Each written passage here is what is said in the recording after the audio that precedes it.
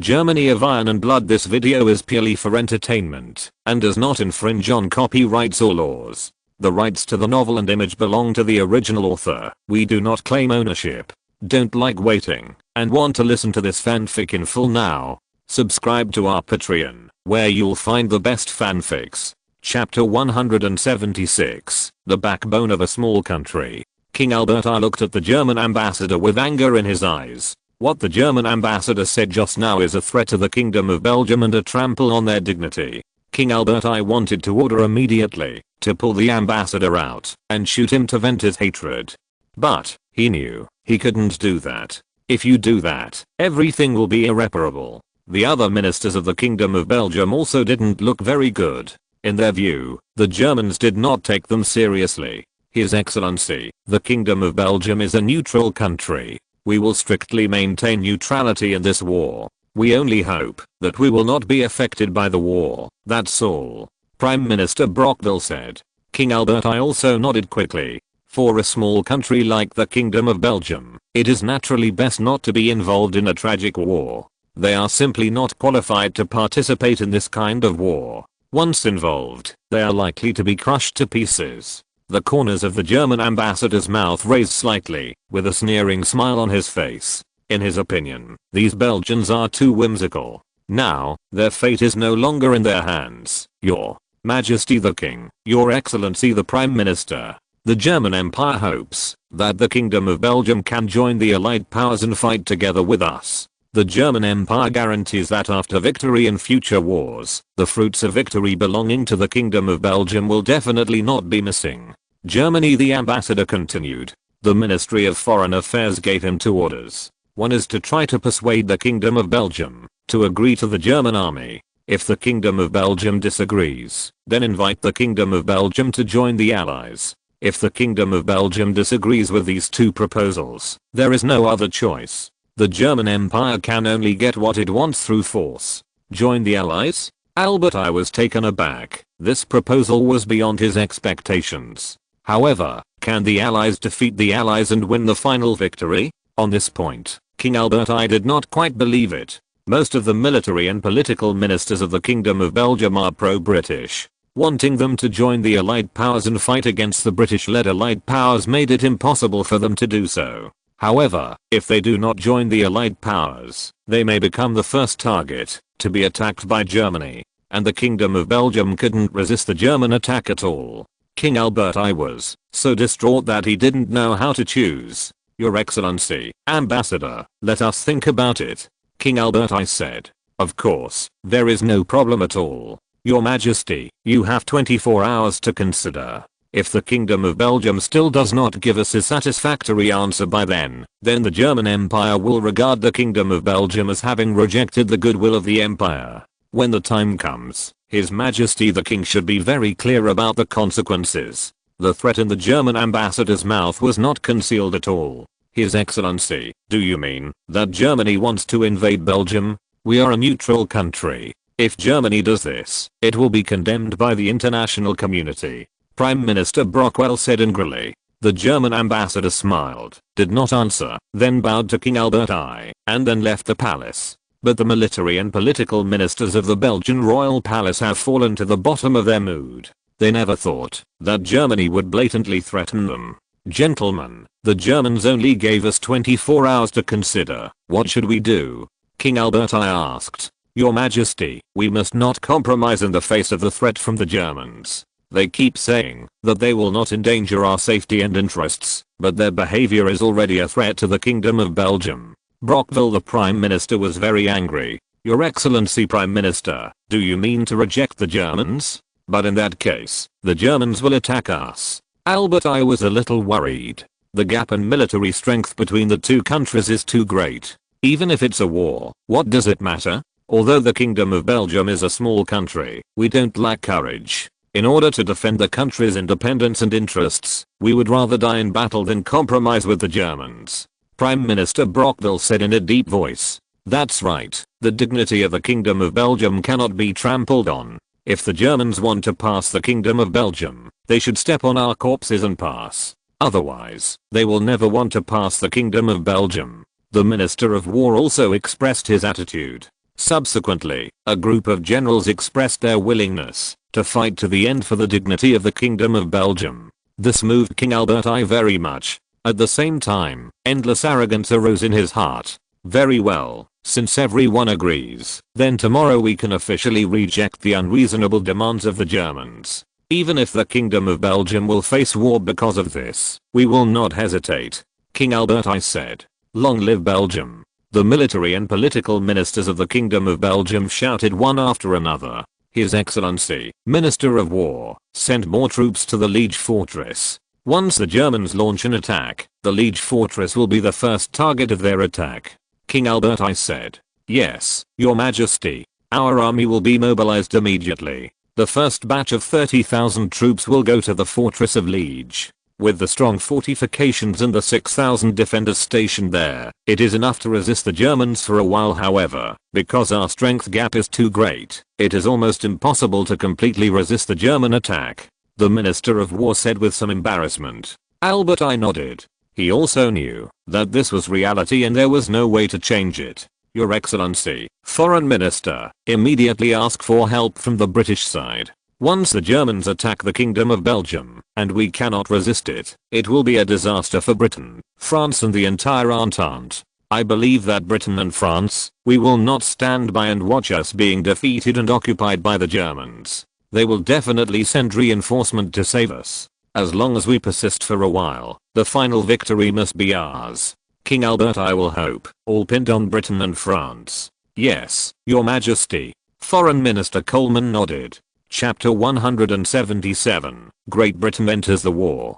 The sudden outbreak of war caught the British Empire on the other side of the strait by surprise. Although, the British government has long expected that war will be inevitable. However, they still did not expect that the war would come so suddenly. Of course, for Britain, it is better to start this battle earlier than later. This is especially true when the strength of the German Navy is growing faster and faster, and has already posed a serious threat to the United Kingdom. If Germany cannot be defeated, Britain's dominance will be shaken, which will have a very negative impact on maintaining Britain's world colonial system. In order to maintain its own hegemony, the United Kingdom has been implementing a balance of power policy in the European continent. That is, it does not want a hegemon to emerge in the European continent. Once a country rises, Britain will join forces with other countries to besiege it. The last one to be besieged by the British was France, now it is Germany's turn. Because of its own geographical location, the UK can keep their homeland from being attacked, as long as they maintain a strong navy.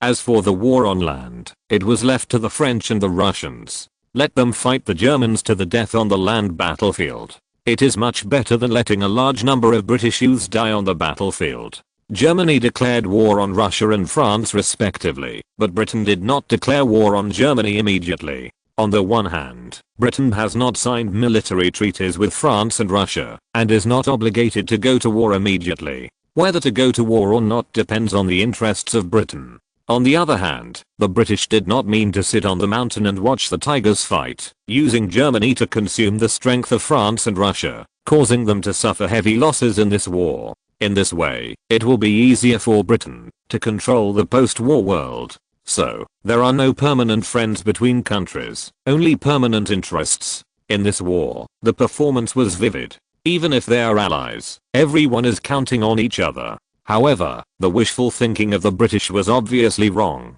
Germany's next actions disrupted their deployment. On the afternoon of August 2nd, the British cabinet held an emergency meeting. There is only one topic, and that is the notification from the Kingdom of Belgium. After an ultimatum has been issued to them, if they do not allow the German army to use it, Germany will attack them. This is absolutely unacceptable to the British. Damn Germans, what are they trying to do? Could it be that they really want to push the British Empire into war? Prime Minister Asquith was furious. Once Germany really attacks the Kingdom of Belgium, it will be impossible for Britain to continue to sit on the mountain and watch the tigers fight. According to their commitment, Britain has the responsibility to protect the security of the Kingdom of Belgium. Your Excellency, the tactics of the Germans are really vicious. They launched an attack on the neutral Kingdom of Belgium, which is equivalent to avoiding the heavily deployed defense line of the French army and the rugged Ardennes, and directly attacking northern France. According to as far as we know, the defense of northern France is very empty. It can be said that the French never expected that the Germans would attack from the north. Once the Kingdom of Belgium is defeated, the French defense line will be dealt a fatal blow. Richard Haldane, Secretary of State for War, sighed. The French must be informed and prepared. Otherwise, once France suffers heavy losses, it will be difficult for us to contain the Germans. Sir Edward Grey, the Foreign Secretary, also said, even if Britain wants to use the hands of the Germans to further weaken France, however, they must not stand by and watch France suffer heavy losses. Once France is defeated, it will be dangerous. Otherwise, they will lose the war. Britain cannot take such a risk. Well, let the French prepare in advance. Prime Minister Asquith said. Even if we notify the French now, it may be too late for them. The Germans are ready for war, and they only gave the Belgians 24 hours to think about it. Several hours have passed now. That is to say, there is still in less than 20 hours, the Germans will launch an offensive. The French's war preparations have not been completed at all. Their standing army is mainly on deployed the eastern defense line. Even if they immediately deploy troops to defend the north, or enter Belgium to fight, this will also take time. By then, the Kingdom of Belgium may have been defeated by the Germans. Churchill shook his head, looking a little negative. Prime Minister Asquith's face was also a little unsightly. What if we dispatched an expeditionary force and landed directly in the Kingdom of Belgium? Prime Minister Asquith asked. Although the British Army has very few troops, its combat effectiveness is not very strong. However, for the upcoming war, Britain still decided to send an expeditionary force to fight on the European continent. This is what the French strongly demanded at the beginning. Your Excellency, the assembly of the expeditionary force takes time. In addition to the preparation of war materials, it also takes time. Therefore, if the expeditionary force is to be dispatched, it will take at least half a month. This is because there are only 2 expeditionary forces. The army has 4 infantry divisions and 1 cavalry division, with a total of more than 70,000 people. If there are more troops, I'm afraid that more preparation time will be needed. Richard Haldane, the Minister of War, replied. Can't we do nothing now? Can we just watch the Germans defeat Belgium and then go south and hit France hard? In that case, we will lose the war. Prime Minister Asquith was very anxious. Your Excellency, now we can only hope that the Belgians can persist for a while. At least, their liege fortress is still very strong. I hope that God can bless them. Churchill sighed. Prime Minister Asquith thought for a while, but nodded. There was no other way. Well, inform the Belgians that we will send troops to help them immediately and hope they persist. Also, Your Excellency, Foreign Minister, warned the Germans that if they send troops into the Kingdom of Belgium, we will participate in the war. Hopefully, more can be one time, said Prime Minister Asquith. Yes, Your Excellency the Prime Minister. Sir Edward Grey nodded. On August 3rd, the Kingdom of Belgium formally rejected the German army's request for a passage, and at the same time, sent troops to the Liege fortress, preparing to resist the German attack there. At the same time, Britain officially warned Germany not to send troops into the Kingdom of Belgium. However, Germany turned a deaf ear to Britain's warning. War was then declared on the Kingdom of Belgium. On August 4th, the German army crossed the border and entered the Kingdom of Belgium. On the same day, Great Britain officially declared war on Germany. Chapter 178, Battle of Liege Fortress. On August 4th, the German army crossed the border and marched towards the fortress of Liege. In order to take this important fortress, the German army formed the Meuse River Army, which consisted of the 11th Infantry Brigade, the 14th Infantry Brigade, the 27th Infantry Brigade, the 34th Infantry Brigade, the 38th Infantry Brigade and the 43rd Infantry Brigade. It has a force of more than 59,800 people and more than 100 artillery pieces, commanded by General Otto von Enmich. However, the Belgian army stationed at the Liege fortress that the German army had to deal with had more than 36,000 people and 252 cannons. In addition, there are hundreds of cannons on the Liege fortress. In terms of artillery, the Germans were completely at a disadvantage. Liege is located at the confluence of the Maas River and the Alt River, between the Ardennes forest in the south, Maastricht in the Netherlands, and the Flanders Plain in the northwest. The Maas River flows through Liege along a deep valley, forming an important barrier for it. Germany's main railway to Brussels passes through Liege, which eventually leads to Paris. Schlieffen and Moltke wanted to use this railway to transport troops into France. However, if you want to take the next day, you must first take the next day fortress. The fortress of Liege consists of 12 fortresses, generally 6 to 8 kilometers away from the city of Liege, and the distance between the fortresses is 3 to 5 kilometers.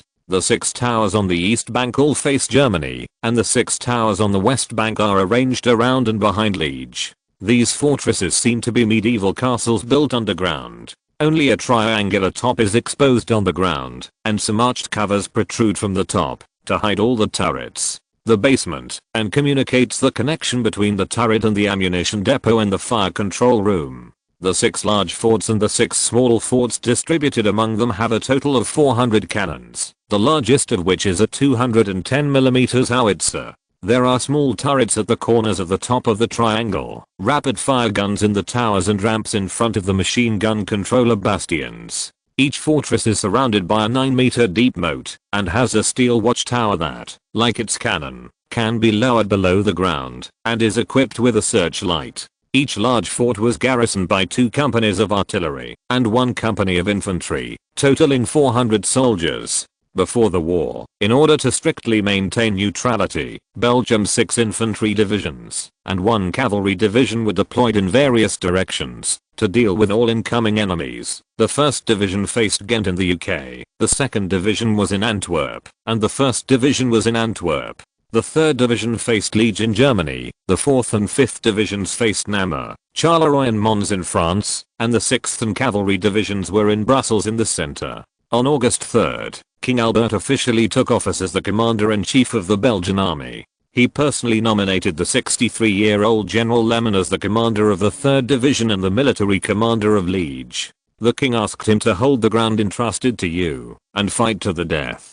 The Belgians relied too heavily on these fortifications, which Brialmont had carefully designed, and the defenders were undernumbered and all reservists, with only 1 officer per company, and did not start digging trenches and erecting barbed wire barricades until the 2nd of August, to defend the gaps between the forts, and to clear houses and trees that would interfere with artillery fire. These measures were just beginning when the Germans attacked. After the German army arrived at the Liege fortress, it immediately launched an offensive. Although the combat effectiveness of the Belgian defenders stationed at the Liege fortress was not at all an opponent of the German army, but they have strong fortresses as their backing. This made it difficult for the German army to defeat the Belgian army outside the fortress. Passing through the fort without taking it down is no different from courting death. The artillery deployed on the fortress will cause the German army trying to pass through the fortress to pay extremely heavy losses. On August 5th, the German army began to attack the fortresses of the Liege fortress. But it was at this time that the disadvantage of the attacking German army's lack of artillery was fully exposed. Although the German soldiers are very brave, they are flesh and blood after all, and they will also be torn to pieces during the shelling.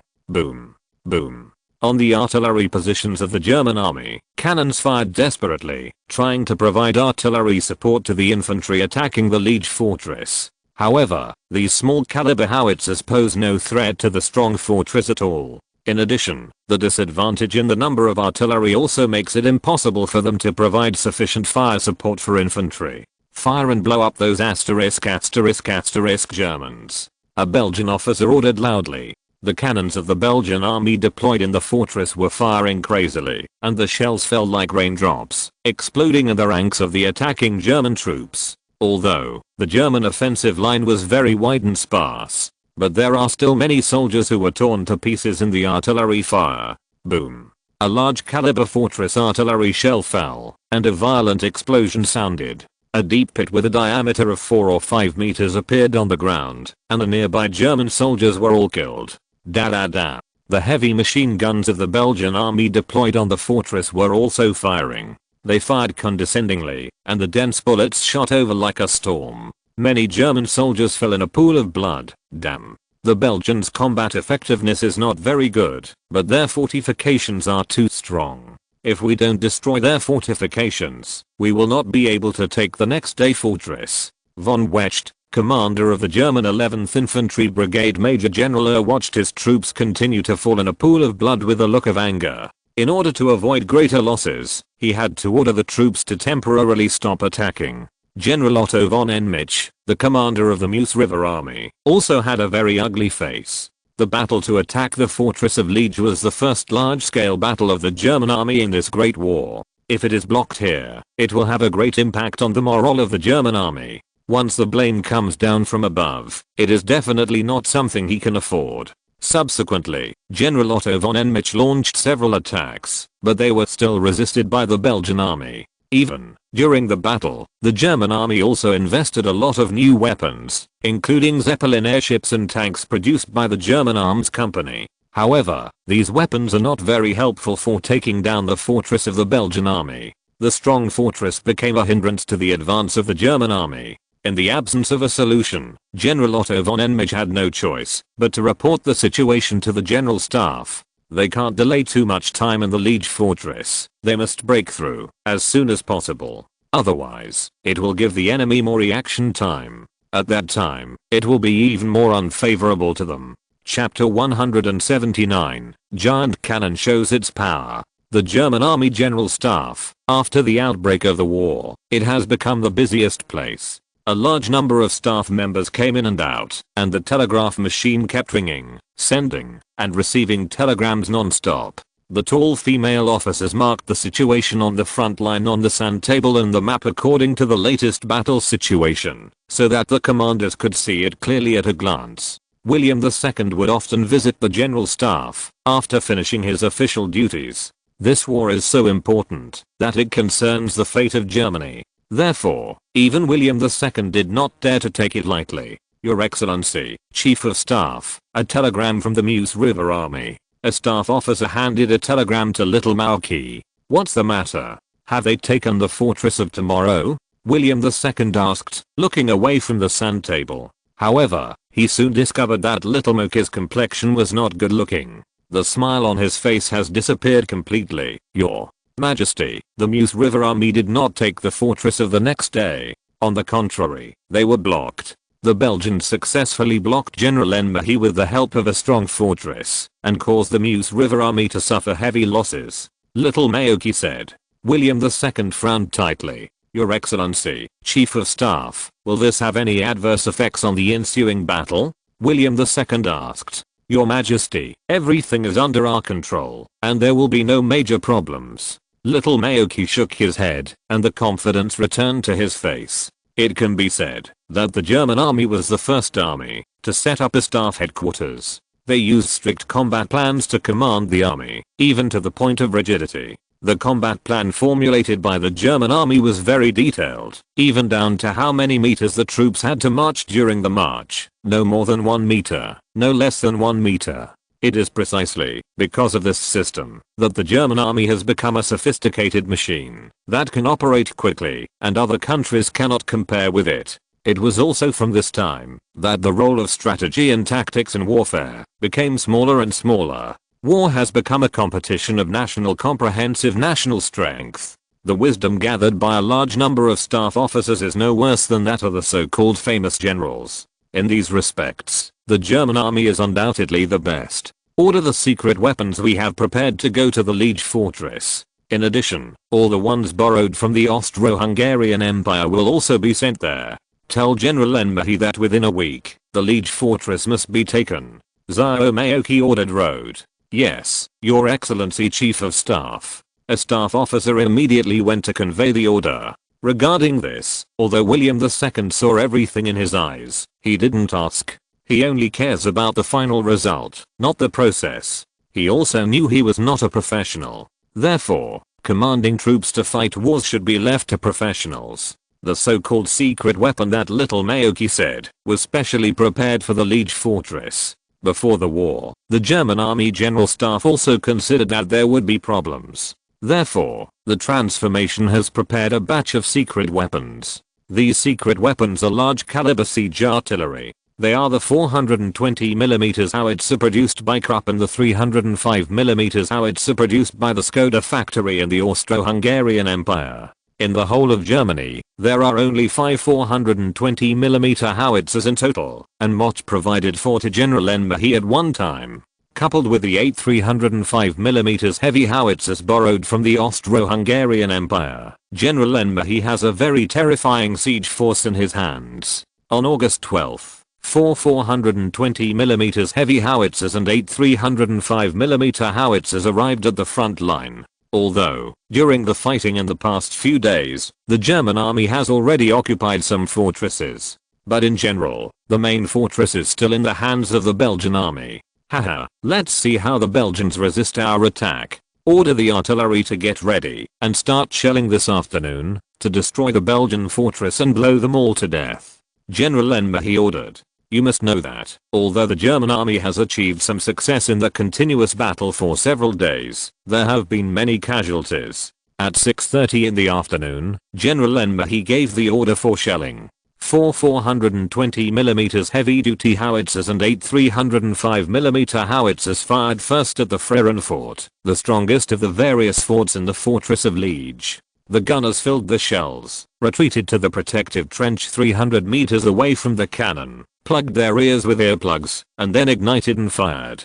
Hearing an earth-shattering roar, a giant shell rushed straight up to an altitude of 3,000 meters, and then fell in a parabola 1,000 meters in front of the Frieren fort. Immediately, a large crater tens of meters square was blasted out on the ground, and sand and dust splashed all over the sky. The astonishing power of the 420mm howitzer not only frightened the Belgian defenders, but even the attacking German army stunned. After that, other heavy artillery fired one after another, and the German observers in the airship continued to correct the shelling coordinates. Finally, the 8th shell hit the top cover of the Frieren fort. The giant shell penetrated the roof of the turret and exploded in the central tunnel. The interior of the turret was immediately filled with fireworks, and the Belgian defenders were blown to pieces. The other 3 cannons of the German army also corrected their coordinates and fired repeatedly. The Frieren fortress shook, as if it was sitting on a crater. Reinforced concrete, stumps and broken bodies, guns, and materials splashed everywhere, and the fire glowed red half the sky. When everything fell silent, the German infantry rushed up, and the huge fallen fortress had been reduced to rubble, and none of the defenders survived. On August 13th, the German artillery destroyed 2 forts of the Belgian defenders in the same way. The rest of the forts still insisted on resisting, and refused to surrender. General Enmehy ordered the remaining 12 cannons to be divided into 2 groups, and to sweep the remaining forts along both sides of the Maas River. As a result, the earth-shattering loud noises continued on the battlefield every day, and the forts collapsed one after another, becoming huge iron furnaces and crematoriums. By August 16th, 11 of the 12 forts had been destroyed, leaving only the Longsen fort guarded by the Belgian guardleman. General Enmehy sent someone to persuade him to surrender again, but Lehmann still refused. Then 12 giant cannons fired at the Longsen fort, and the fort immediately ignited a raging fire, and the ammunition depot in the fort was also ignited, and a chain explosion occurred. The top cover of the fort was lifted tens of meters away, and the entire fort was completely destroyed. The Battle of Liege finally ended with the German army winning, but the German army suffered heavy casualties in front of the fortress, with losses of more than 40,000 people. But after taking the Liege fortress, millions of German troops were able to drive straight in and kill the Marne River. Chapter 180. The Navy is dispatched. Time goes back to the night of August 2nd, 1914, at Wilhelmshaven Naval Base. Although it is already 10 o'clock in the evening, the entire naval base is still brightly lit. Marshal Earl Tirpitz, Minister of the Navy, arrived here to sit in charge in person. Marshal, the fleet at the port of Kiel has set off half an hour ago. It is estimated that it will arrive in Wilhelmshaven in 2 hours. German Navy High Seas Fleet Commander Ian Hutt, Admiral Scheer reported to Marshal Earl Tirpitz. Well, tell them to pay attention to safety when sailing at night. At the same time, do a good job of keeping secrets. Marshal Earl Tirpitz nodded. Although, Germany is not at war with Britain yet, but Marshal Earl Tirpitz still planned to follow Qin Tian's suggestion and let the Navy prepare first. Once a war breaks out, the German Navy will be able to respond immediately and launch an attack on British sea transportation lines.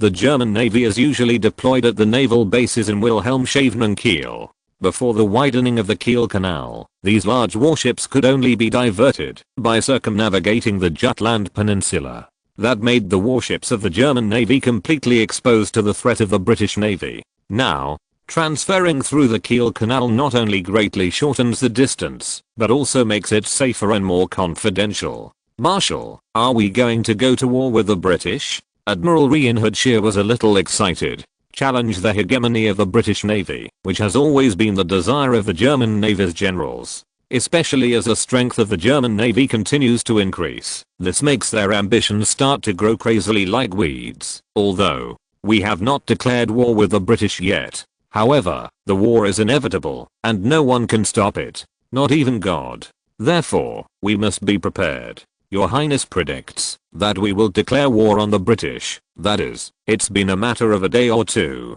Therefore, we need to send the fleet out first, and once we receive news of the war, we will launch an attack immediately. Marshal Count Tirpitz said. Yes, Marshal. Admiral Reinhard Scheer nodded. He knew that this was a preemptive strike. Although, the main force of the British Navy is gathered in Scapa Flow, which is not easy to deal with. But now is not the time for a decisive battle with the British Navy. The generals have already understood the mission of the German Navy in the early stages of the war, and it is mainly to attack the British sea transportation line. Is the submarine force ready? Marshal Earl Tirpitz asked. Marshal, it's ready. We have selected 30 submarines with good conditions and experienced commanders and soldiers to participate in this operation. The secretly armed submarine supply ship has also been dispatched first to ensure that each submarine can last longer at sea. Marshal Earl Tirpitz nodded.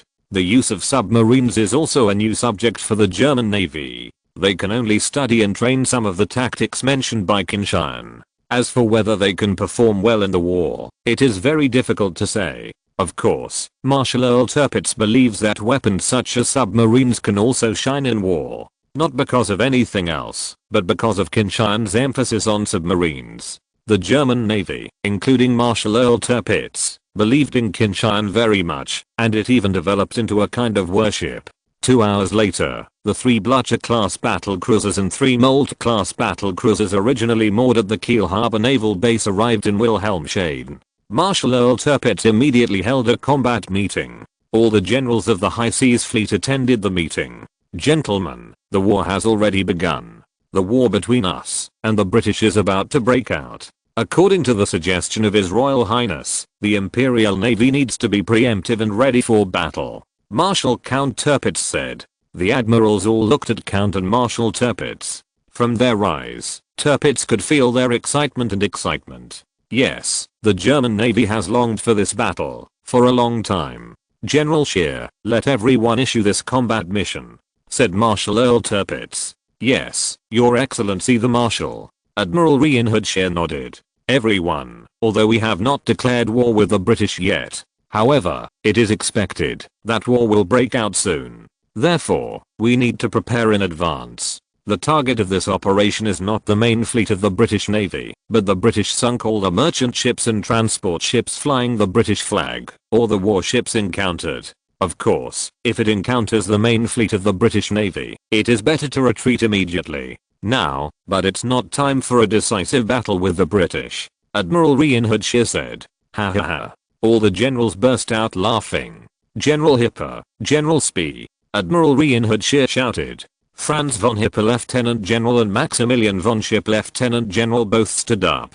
The two of you lead the first battle cruiser formation and the second battle cruiser formation respectively, and set off in 2 hours to go to the Atlantic Ocean in the west of England to carry out hunting missions. Admiral Reinhard Scheer ordered rowed. Yes, Your Excellency Commander. Both Hipper and Lieutenant General Spee replied.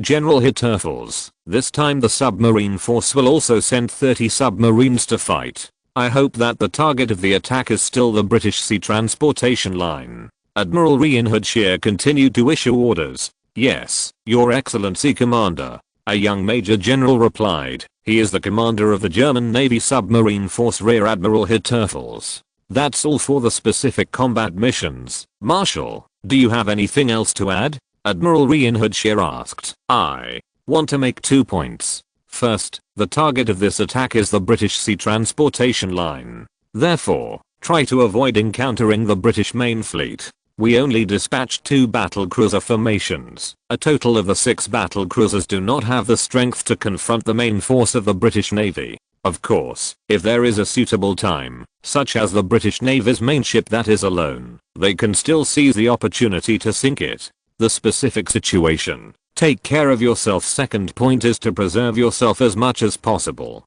Whether it is a battleship or a submarine, it is a valuable combat power of the Imperial Navy, and it cannot be lost due to carelessness. Marshal Count Tirpitz said. Yes, Your Excellency the Marshal. Everyone replied. At 12 o'clock, the German Navy fleet, under the cover of night, began to leave the naval port and sail into the vast sea. Chapter 181, Free Hunt. The North Sea is a vast sea area between the United Kingdom and the European continent. It is also the main channel for Germany to enter and exit the Atlantic Ocean. Therefore, in order to curb the entry and exit of the German Navy into the Atlantic Ocean, the British deliberately established a larger naval base in Scapa Flow in the Ionic Islands. Once the situation is tense, the main force of the Royal Navy will be stationed here. This makes it impossible for the German Navy to enter the Atlantic Ocean. It can be said that the British Navy stationed in Scapa Flow is like a chain that tightly strangles Germany's neck. Losing overseas trade is undoubtedly a fatal blow to resource-poor Germany. Even before the war broke out, under Qin Tian's leadership, Germany had stored a large amount of war supplies. However, as the war continues, the consumption will become greater and greater. If this continues, sooner or later, those stored resources will be consumed. So, for Germany, once the war enters a war of attrition, their chances of winning will be very small. In the end, it is very likely that they will be dragged to death by the British. After all, Britain had vast colonies to exploit, while Germany did not. Germany also knows this, so it spares no effort to develop its navy in an attempt to defeat the British Royal Navy, thereby changing this unfavorable situation. It's just that it is not that simple to defeat the Royal Navy that has dominated the world's oceans for hundreds of years. The reason why Qin Tian built a powerful battlecruiser force and submarine force for the German Navy was to fight ******* for tat with the British Navy. Don't the British want to blockade Germany? Similarly, the German Navy can also use battlecruisers and submarines to block Britain. For a country where the vast majority of industrial raw materials and industrial products need to be transported by sea, even food cannot be self-sufficient and needs to be shipped back to the country from overseas. Once the sea transportation line is cut off, how serious the consequences will be it is also conceivable. Even the losses caused will be greater than those caused by Germany being blocked. Qin Tian believes that the German Navy will be able to complete the blockade of Britain with its powerful battlecruiser formation and submarine force. Once the sea transportation line is cut off, Britain's war potential will be greatly reduced, and the threat to Germany will be further reduced, which will help Germany win this battle. In August, the North Sea is very windy and rough. In other words, the temperature of the Atlantic Ocean is already very irritable, not as calm as the Pacific Ocean. A huge warship is sailing in the northwest of the North Sea. The hull of this battleship is as big as a hill, floating on the sea, giving people a great shock. On the bridge, a middle-aged general in his 50s was looking into the distance with a telescope. This person is none other than Vice Admiral of the German Navy, Maximilian Spee. He was originally the commander of the Pacific Squadron of the German Navy. However, after Germany decided to abandon Blue Island, the Pacific Squadron was withdrawn to the German mainland and incorporated into the High Seas Fleet. All the Germans in Blue Island have also returned home, and Blue Island was also handed over to the Eastern Empire. Of course, what the Germans did cost Germany a colony. However, it made the only great power in the East very upset. They were still waiting anxiously for the outbreak of war, and then took the opportunity to declare war on Germany and the Blue Island. But now, Germany has directly given up on Blue Island, which completely defeats their wishful thinking. The war is about to begin. Are they going to continue to fight, or what? The Japanese government is now in chaos. General Hipper is calling. The first battle cruiser formation has entered the Atlantic Ocean. They will turn around and head south. A staff officer reported. Call back to General Hipper. The second battle cruiser formation will operate in the waters off Western Scotland as planned, Lieutenant General Spee said. For Lieutenant General Spee, it is a pity to withdraw from the Pacific Ocean. However, being able to join the duel with the British Navy also made him extremely excited. At this time, a communications officer came in with a telegram. Report to the General, the Empire has declared war on Belgium. Your Excellency Commander, let us prepare for battle. It is expected that the British will soon declare war on us. Very good, keep in touch with the country. Once we start a war with the British, notify me immediately. Lieutenant General Spee said. Yes, General. These German officers knew that once the war started, it meant that they could launch an attack. Although the target of the attack is the British merchant ships and transport ships, it is not as exciting as attacking their warships. But it didn't matter what they were asked to do, as long as it helped Germany win the war. In the early morning of August 4th, under the cover of fog, the German Navy's second battle cruiser formation led by Lieutenant General Spee also entered the Atlantic Ocean. Perhaps because the two countries have not officially started war, the British Navy's blockade is not strict, which allowed the German Navy's warships to enter the Atlantic Ocean smoothly. Of course, it is estimated that the British Navy did not expect that the German Navy would be so courageous, dare to take the initiative to attack. That afternoon, Lieutenant General Spee and Lieutenant General Hipper both received domestic telegrams that Britain and Germany had declared war on each other. This also means that their hunting operations can begin. Send a telegram to the Goban and Sedlitz to let them hunt freely. Once you encounter a British warship, contact us immediately. In addition, the light cruisers and destroyers are also dispersed. Lieutenant General Spee ordered. The second battle cruiser formation. In addition to the 3 Molt-class battle cruisers, there are 3 light cruisers and 3 destroyers. These light cruisers and destroyers act as the eyes of the formation and provide intelligence for the formation. Of course, once a British merchant ship is spotted, these light cruisers and destroyers can also launch an attack. The 3 Molt-class battle cruisers were scattered, each separated by tens of kilometers, sailing southwest. On the periphery are light cruisers and destroyers. In the absence of radar, everything can only be found by human eyes. Like Lieutenant General Spee, Lieutenant General Hipper led a formation of 3 Blücher-class battle cruisers, and also began to search for traces of British Navy merchant ships and transport ships on the vast sea. As for the submarine force, because of their slow speed, they are still on their way. Therefore, this free hunting operation against British merchant ships and transport ships will first start with the battle cruisers of the German Navy. Chapter 182, Brutal War. On the Atlantic Ocean, the wind is sunny, except for the slightly high wind and waves. Everything seems so calm. Black Pearl is a merchant ship specialized in transporting iron ore, traveling between Canada and the British mainland. As the situation becomes more and more tense, in order to strengthen combat readiness, Britain's demand for iron ore is also increasing. This has allowed many merchant ships like the Black Pearl to make a lot of money. Old Jack, the owner and captain of the ship, appeared on the deck with a cigar in his mouth. Boys, don't be lazy and clean the deck. My boat is a new boat that has only been in the water for 3 years. Don't make it like those old boats that have been in service for more than 10 or 20 years. Old Jack shouted loudly. Captain, we are a ship transporting iron ore. How can we clean it? A sailor complained. As long as you don't be lazy, you can clean it. Captain, come and listen to the radio. The radio said that the Empire and the Germans are at war. A sailor rushed out. What? Is there a war? Is the British Empire also involved in the war? The sailors started talking. As the hegemon of the world, Britain's people also have a high sense of national self-esteem and pride. They are proud of being British. Old Jack's eyes were even brighter. War means that the consumption of steel will increase exponentially, and this also means that he will earn more money. I don't know if the Royal Navy will still recruit people. When you get to the shore, go ask about it. A sailor said. Forget it, just like you. Will the Royal Navy want you? How could the Germans be the opponents of the Empire?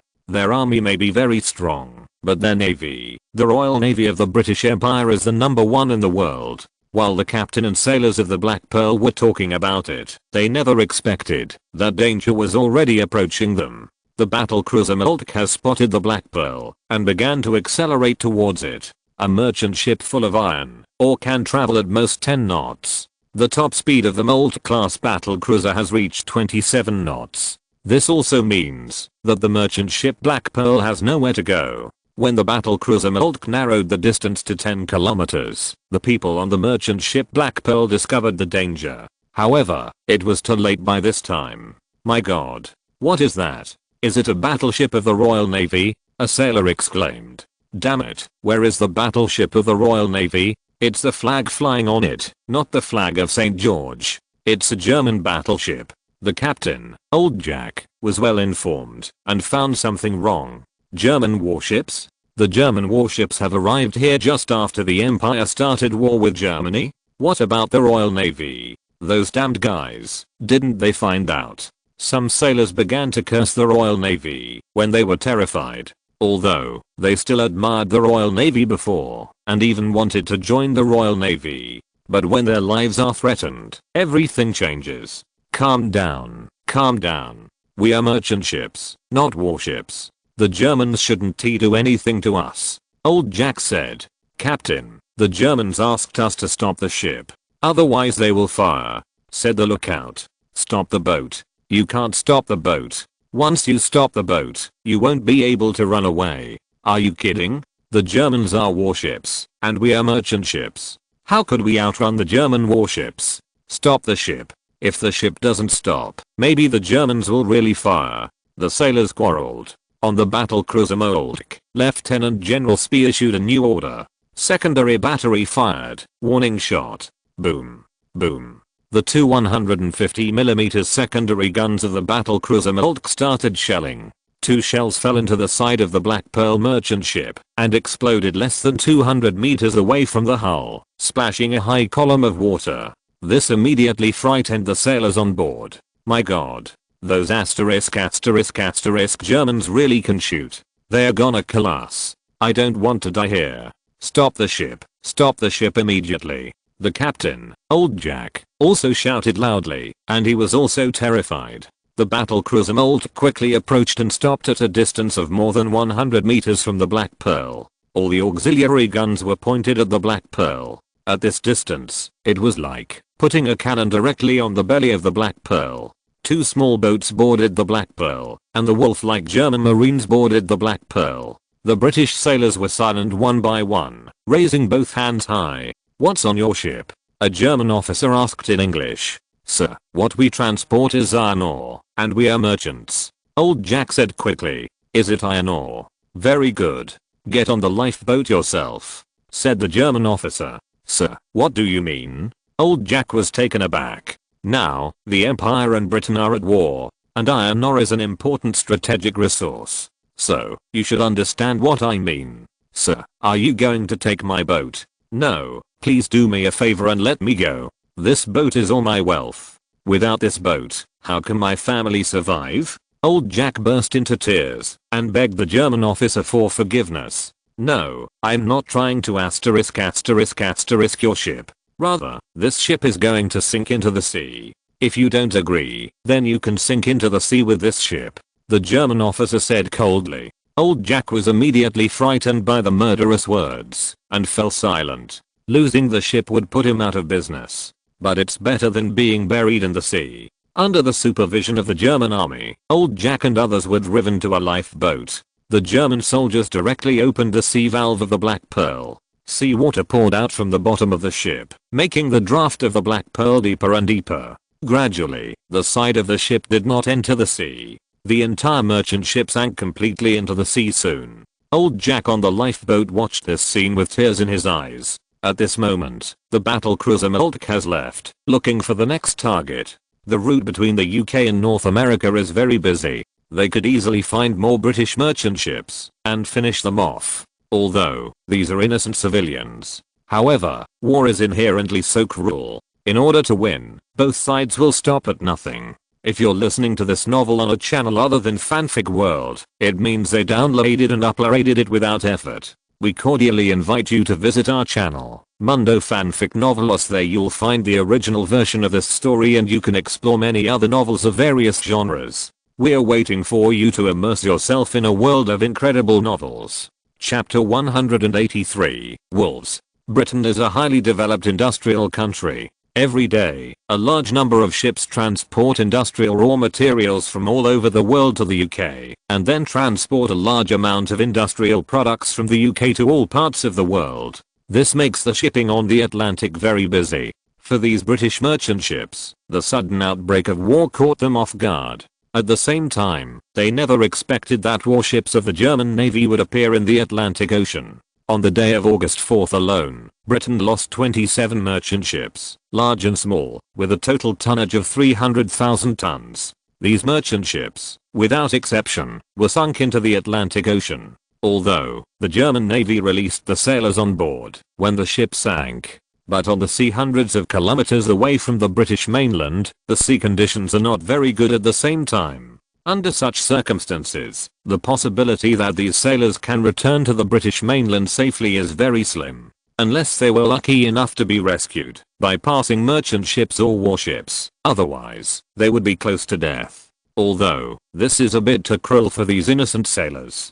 But, this is war. Even civilians are very likely to be affected in the war. In war, life is the most fragile and the least valuable. Every moment, life is lost. Germany, the Admiralty, and Marshal Count Tirpitz have been waiting for the news of the broken fleet. Those are the 6 battle cruisers of the German Navy. Counting the Mackensen-class battle cruisers under construction, they already accounted for half of the total number of battle cruisers in the German Navy. If there are any problems with these battle cruisers, the German Navy will suffer heavy losses. Of course, Marshal Count Tirpitz also knew that the 2 battle cruiser formations would not be so prone to accidents. Even if you encounter the main force of the British Navy, if you can't beat it, you can retreat calmly by virtue of your speed advantage. Even if the battle cruisers of the British Navy launched a pursuit, the British battle cruisers were not only much inferior to the German Navy's battle cruisers in terms of defense, but also inferior in terms of firepower. In that case, the pursuit of the British is tantamount to death. Marshal, the news of the broken fleet has arrived. A staff officer reported excitedly. How was the result? Tirpitz asked. Your Excellency, Marshal, the results are brilliant. They killed 27 British merchant ships today. The officer reported. 27 ships. Well, yes, very good. Send them a telegram and let them make persistent efforts to sink as many British merchant ships as possible. Marshal Earl Tirpitz smiled all over his face. Although, compared to the total number of merchant ships in the UK, 27 ships and 300,000 tons are nothing at all, and they are far from the point where they will hurt the UK. However, this is undoubtedly a very good start. As long as the German Navy's break-off fleet continues to be active, more and more British merchant ships will be sunk. At that time, it will be enough to cause irreparable damage to the United Kingdom. After all, it takes several months or even longer to build a merchant ship. To sink a merchant ship, only one torpedo or a few shells are needed. It's even just opening the sea valve directly. The speed of destruction is much faster than the speed of construction. Even with the strong shipbuilding capabilities of the United Kingdom, it cannot make up for this loss. This is like a noose around the necks of the British. It gets tighter and tighter, and finally strangles them to death. By the way, where are our wolves? When will they reach the Atlantic Ocean? Marshal Earl Tirpitz asked. In addition to the breaking fleet, the German Navy sent 30 submarines to the Atlantic Ocean. The Atlantic Ocean is too vast, and with the capability of 2 battle cruiser formations, it is impossible to completely block it. However, the remaining capital ships of the German Navy could not be dispatched until the Royal Navy was completely defeated. Therefore, only submarines can be dispatched.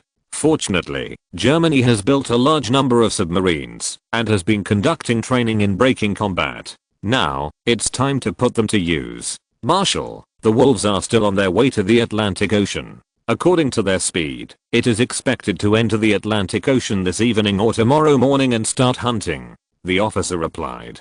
Marshal Earl Tirpitz nodded. I hope the wolves can bring us more good news. On the night of August 4th, in the North Sea, a submarine was sailing northwest under the cover of night. Submarines in this era, to be precise, refer to ships that can dive, unlike submarines of later generations, which can sail underwater for a long time. Submarines in this era sail on the water most of the time, and only when they encounter danger early and avoid the attack of enemy ships, they will dive urgently. The hatch of the submarine was opened, and a young officer got out. He shook off the sea water from his hat and took a deep breath. Submarines in this era are definitely not in good condition. If you stay in for a long time, you will feel very suffocated. How long before we can enter the Atlantic Ocean? Asked the officer. Boss, at this speed, we will be able to enter the Atlantic Ocean in about 3 hours. But the prerequisite is that we cannot encounter British ships. If they are caught, it will be terrible. Sailing long report. This submarine has the hull number U-039, and the commander's name is Donitz. Of course, his current military rank is only captain. This is because he performed exceptionally well in submarine tactical training, and was promoted exceptionally. Keep heading and speed, may God bless us. After finishing speaking, Donitz turned around and got into the submarine. The same submarine as U-039, there are 29 more. These 30 submarines are the elite of the German Navy's submarine force. They were divided into 5 teams, sneaked into the Atlantic Ocean from 5 different routes, and carried out destructive engagements. Compared with the battlecruiser formation that set off at the same time, the speed of the submarine was much slower, so that they fell far behind. When the battlecruiser formation was already killing, they were still on their way. After 3 hours of sailing, the U-039 submarine finally broke through the blockade of the British Navy and entered the vast Atlantic Ocean. Although, there are still British Navy warships patrolling the Atlantic Ocean. But compared to the narrow bathtub-like North Sea, the Atlantic Ocean is vaster. It is undoubtedly more difficult for the warships of the British Navy to catch the submarines of the German Navy. And once these wolves enter the Atlantic Ocean, it is foreseeable how much damage they will bring to the United Kingdom. Chapter 184, Soaring Losses. On the afternoon of August 5th, a British cargo ship was sailing southeast on the sea about 200 kilometers west of the Orkney Islands. This cargo ship sailed from Canada to the United Kingdom, and all the food on board was transported. Britain's local industry is well developed, but agricultural products such as food need to be transported from overseas colonies. Such a small amount of domestic production is simply not enough to meet the consumption of tens of millions of British people. After the outbreak of the war, Britain's food was far from enough. Therefore, the British government has issued an order to mobilize grain transportation from the colonies in North America and Australia to Britain to support the consumption of the war. The submarine U-039 is sailing on the sea more than 10 kilometers away from the British cargo ship. Not enough, they soon spotted the oncoming submarine. Captain, I found a British cargo ship. It's about 10 kilometers northwest of us. Dive down immediately, don't let the British find us. Donitz immediately issued an order. The water tank of the submarine began to fill with water, and a large number of air bubbles gushed out. In just half a minute, the submarine was completely submerged in the sea. Although there were a lot of air bubbles left on the water surface, it soon became calm and there was no trace left. Turn around and go around to the left of the British. The torpedo at the bow of the boat is ready. Donitz calmly issued an order. This was the first victory they encountered after entering the Atlantic Ocean, and Donitz certainly didn't want this victory to slip away. The submarine was underwater, slowly approaching the British cargo ship. At this time, the British sailors on the cargo ship did not expect that the crisis had already arrived. Although many merchant ships were sunk yesterday. However, the British government did not respond in time, nor did it have time to notify those merchant ships on the Atlantic Ocean to evade. Time passed by 1 minute and 1 second, and the U-039 submarine had successfully circled to the left side of the British cargo ship and extended its periscope less than 2 kilometers away from the cargo ship. Get ready, launch the torpedo. Donitz gave the order. Boom. A 533mm heavy torpedo was launched from the torpedo tube and quickly rushed towards the British cargo ship 2 kilometers away. Since the speed of the cargo ship was only 10 knots, Dönitz ordered only one torpedo to be fired. Under such conditions, even if it is just a torpedo, the hit rate is very high. The distance of 2 kilometers only takes 2 minutes for a torpedo with a speed of more than 30 knots. After the U-039 submarine launched the torpedo, it did not dive immediately. Because the target of the attack is a cargo ship, there is no need to worry about being counter-attacked by the target. The British sailors on the cargo ship did not know that the crisis had come at this moment, until a sailor on the deck suddenly saw something rapidly approaching them on the sea surface on the left. "What is that?" the young sailor asked loudly, pointing to the watermarks left by the torpedo on the sea. "Got torpedo. It's a torpedo. We're being attacked." An older sailor who had served in the Royal Navy yelled in horror. Suddenly, the British sailors on the cargo ship were in a mess. Boom. When the torpedo kissed the left hull of the cargo ship, there was an earth-shattering explosion. Although this cargo ship is a large cargo ship with a displacement of tens of thousands of tons, the hull of the cargo ship is obviously far from being comparable to that of a warship. During the violent explosion, a large hole was directly blown out of the underwater part of the cargo ship on the left side.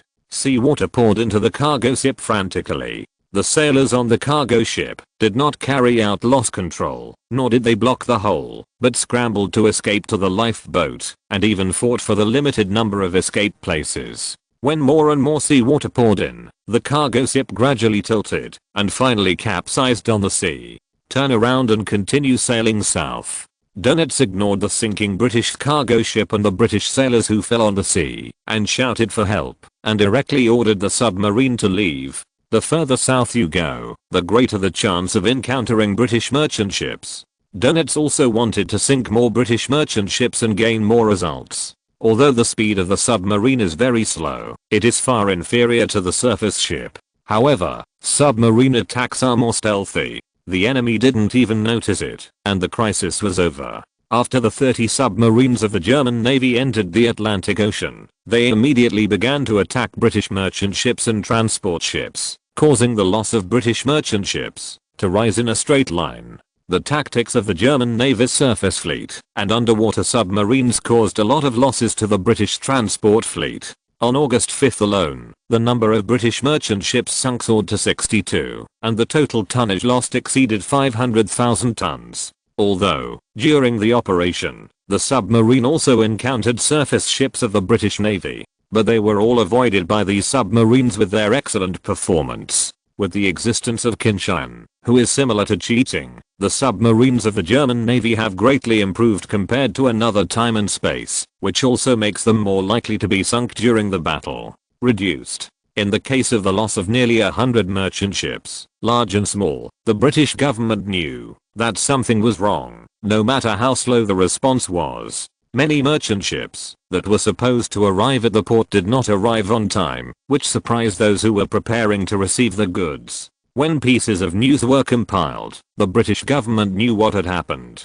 British Admiralty, Minister of the Navy Churchill turned blue. Before the war broke out, he was originally the Home Secretary. However, Prime Minister Asquith admired his naval capabilities very much, and specially asked him to switch positions with McKenna, with him as Secretary of the Navy and McKenna as Secretary of the Interior. After taking over as Secretary of the Navy, Churchill was even more at ease. After all, as the war drew, the status of the Royal Navy, the closer the most powerful force in the British Empire, was constantly rising, which made his status as the Minister of the Navy higher and higher. Although, Churchill knew that it was not a good job to be the Secretary of the Navy now. The German Navy is aggressive and quickly catching up with the Royal Navy. The Royal Navy will face unprecedented challenges, but Churchill believed that the background of the Royal Navy was enough to meet the challenge of the German Navy. If he can lead the British Navy through this crisis, he will become a hero that goes down in history.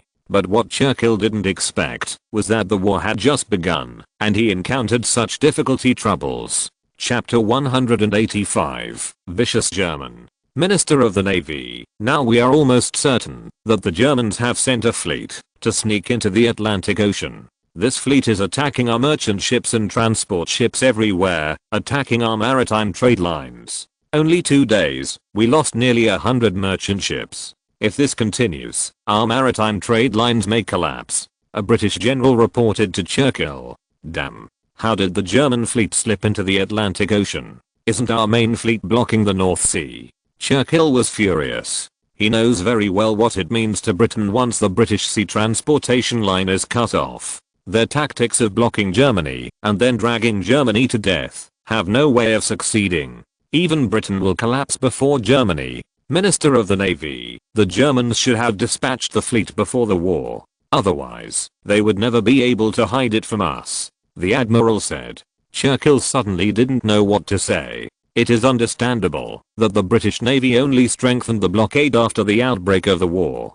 Who made the German Navy have the foresight to send the fleet into the Atlantic Ocean first? No matter what, we must find out the German fleet, destroy it, or drive it back to Germany. Otherwise, allowing them to attack our sea transportation line will cause us a fatal blow. Churchill said, Minister of the Navy, from the telegrams sent back by those sunk merchant ships before they sank, we have learned through analysis that the fleet sent by the Germans should be composed of battle cruisers. Therefore, if we want to destroy their fleet, this may be very difficult.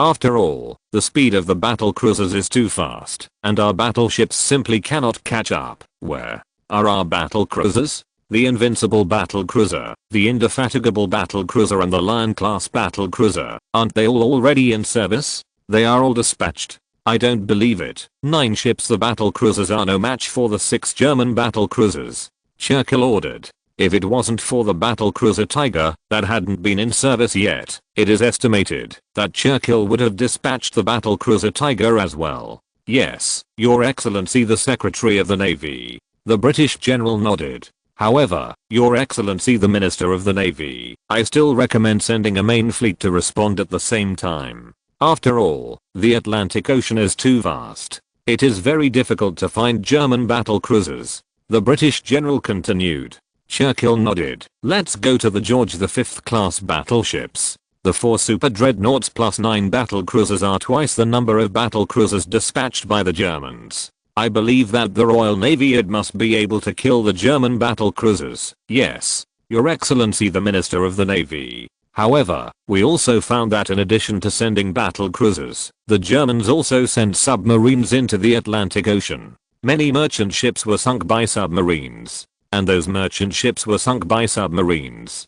Before the attack, there was no encounter with a British warship. Therefore, we analyzed that it was a torpedo launched by a German submarine from underwater. The British general said. Got. It's a battle cruiser and a submarine. The Germans have clearly planned this for a long time, specifically targeting the British Empire's sea transportation line. They have already figured out how to attack the British Empire. Damn German people, why are they so vicious? Churchill's face was already dark, as if it was the bottom of the pot. Even though he is a very powerful person, after gaining insight into the German Navy's plan, he still feels chills all over his body. The tactics of the German Navy are completely aimed at the British 7 inches. If not handled carefully, this will constitute a fatal blow to the United Kingdom. Send our destroyers and light cruisers out to search for German submarines, and if you find one, sink one for me. I will never allow the Germans to attack our sea transportation line so recklessly. Churchill roared. Yes, Your Excellency the Secretary of the Navy. The British general nodded and immediately went to execute the order. Churchill sat in his chair and began to think about how to solve the current problem. If, before this, he thought that Britain would win the war in the end, then now, he has begun to doubt his point of view. The German Navy is more difficult and powerful than he imagined. Even though the British Navy is powerful, it may still be very difficult to defeat the German Navy. Squeezing out the cigar in his hand, Churchill stood up from the chair. Damn Germans, come on, I want to see how you challenge the Royal Navy. I will defeat you with my own hands and cut off your delusions. Churchill said with a grim face. Come here, prepare the car. I want to go to the Prime Minister's office immediately. Churchill ordered. Although it is already night, Prime Minister Asquith may have rested, but Churchill had no choice but to disturb him at this time. Who made the current situation so urgent that it even directly threatened Britain's victory or defeat in this war? 5 minutes later, Churchill got into the car and rushed to the Prime Minister's office in Downing Street. Ironically, Churchill was cursing the Germans just now. But the car he was riding in was a Daimler A-class car produced by Qin Tian's Daimler company. Although Churchill was unwilling to admit it, he still felt that German cars were much better than British cars in terms of comfort and appearance. Therefore, before the outbreak of the war, Daimler's A-class cars were exported to various European countries. The dignitaries of many countries have purchased Daimler A-class cars as their own cars. The British government is no exception.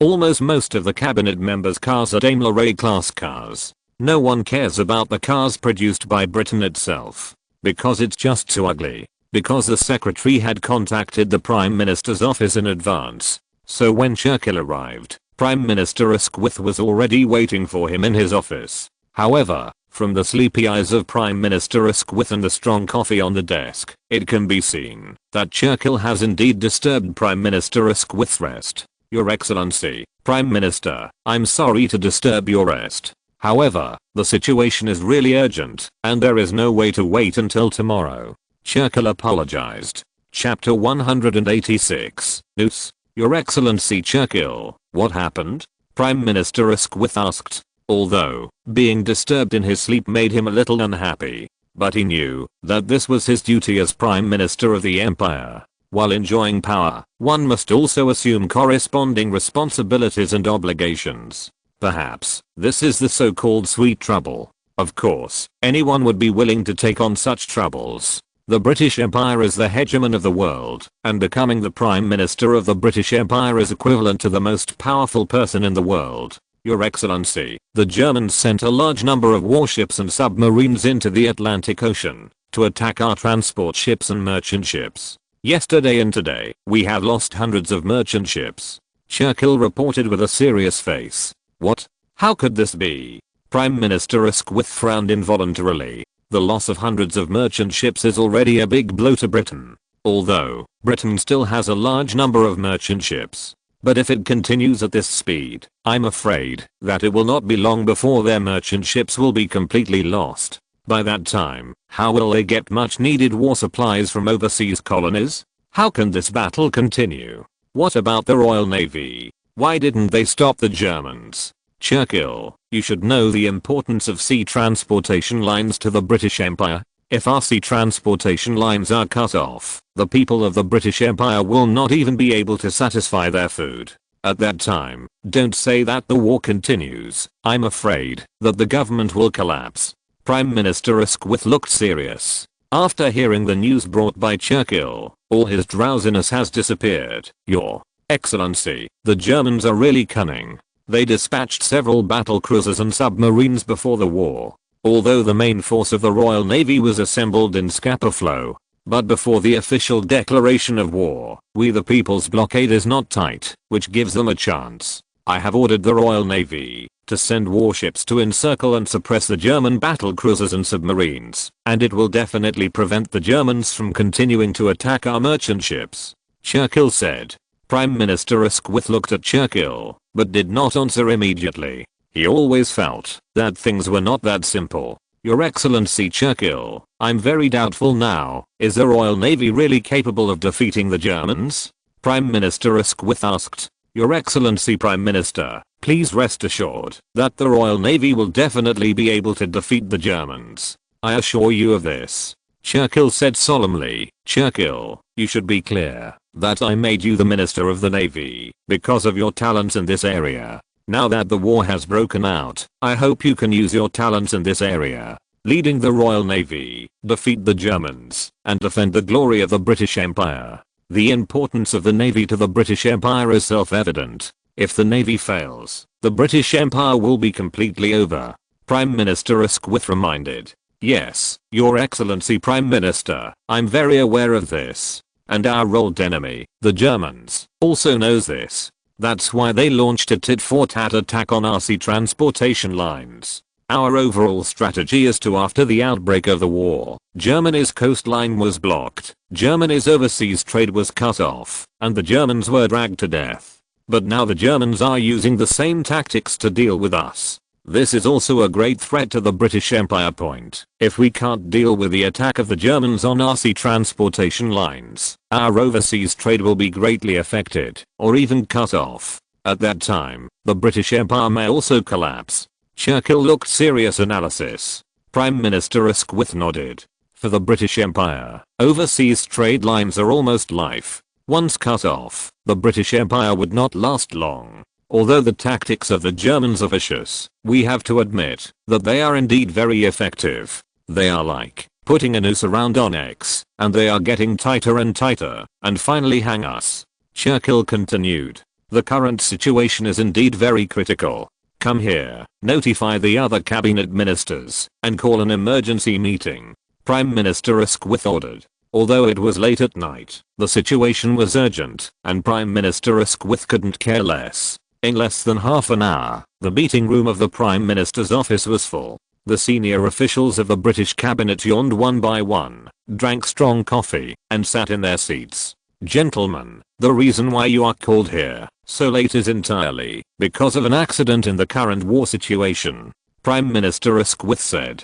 Suddenly, the faces of the high-ranking officials below were not very good looking.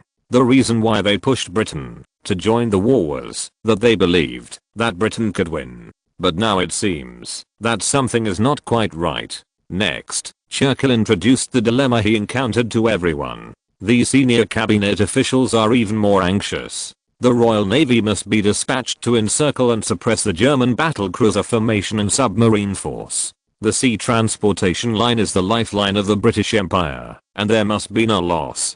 Lloyd George, the Chancellor of the Exchequer, was the first to express his position. Other ministers also expressed their opinions one after another. They all know what the sea transport line means to Britain. Churchill had to express his position. He had already issued an order to let the Royal Navy deal with the battleship formation and submarine formation of the German Navy. This made those senior officials stop verbal criticism of the Navy. Your Excellency, it can be seen from this that the Germans have been planning this war for a long time.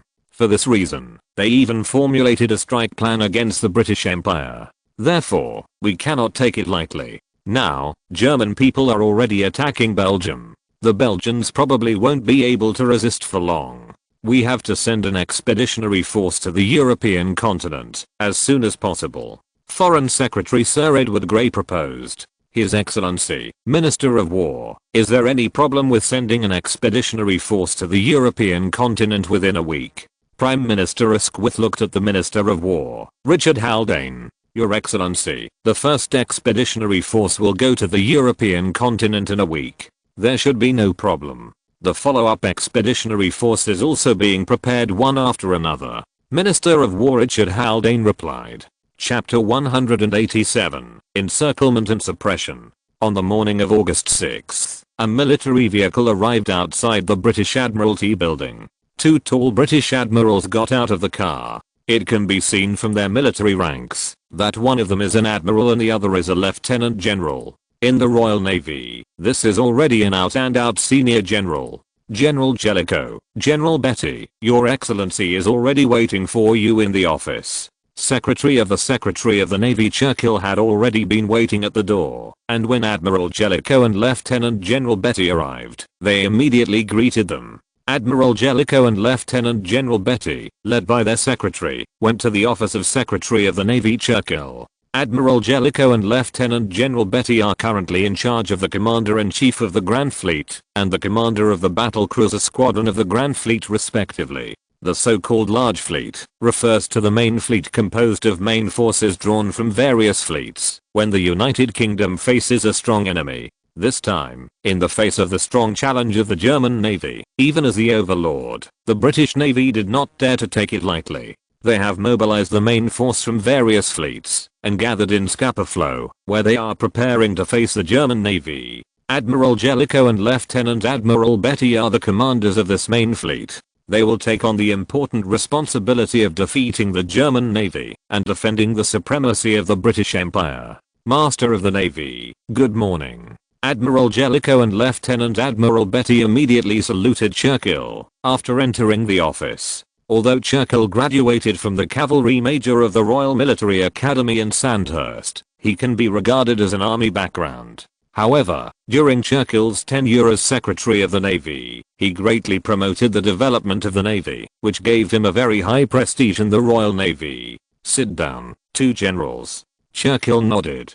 The secretary left, after delivering the coffee, leaving only Churchill, Admiral Jellicoe and Lieutenant General Betty in the office. Generals, I brought you here today, because the British Empire is in trouble. The day before yesterday and yesterday, the British Empire had lost nearly 100 merchant ships. Today, I don't know how much this loss will be. Churchill was very distressed. What? How could this happen? Admiral Jellicoe and Lieutenant General Betty both exclaimed. They knew very well what this meant to Britain, and it was no wonder Churchill summoned them in such a hurry. Your Excellency, did the Germans do it? David? Betty Lieutenant General asked. Yes, before the Germans declared war on us, they sent a formation of 6 battle cruisers into the Atlantic Ocean to attack our merchant ships. In addition, a large number of submarines also entered the Atlantic Ocean. These battle cruisers and submarines, like wild wolves, are attacking our sea transportation lines, trying to strangle the British Empire to death in this way, Churchill said. Admiral John Jellicoe and Lieutenant Admiral David Beatty both looked very ugly. The British sea transportation line suffered such a heavy blow, and the Royal Navy was belatedly aware of it. What a shame, Your Excellency. The sea transportation line is related to the lifeline of the British Empire, and cannot be lost. The Royal Navy needs to attack immediately, to wipe out the German battlecruiser formation and submarine force. Defend our sea transportation line. John Jellicoe said. The Admiral, well, I thought so too. Since the Germans sent a battlecruiser force, I suggest dispatching our battlecruisers to find the Germans from the Atlantic Ocean and annihilate them. In addition to the battlecruiser Tiger, all other battlecruisers are already in service. Then, let's send all these battlecruisers out. Churchill said. Yes, Your Excellency. Admiral John Jellicoe nodded. Your Excellency, please rest assured, I will definitely find those Germans from the Atlantic Ocean and annihilate them.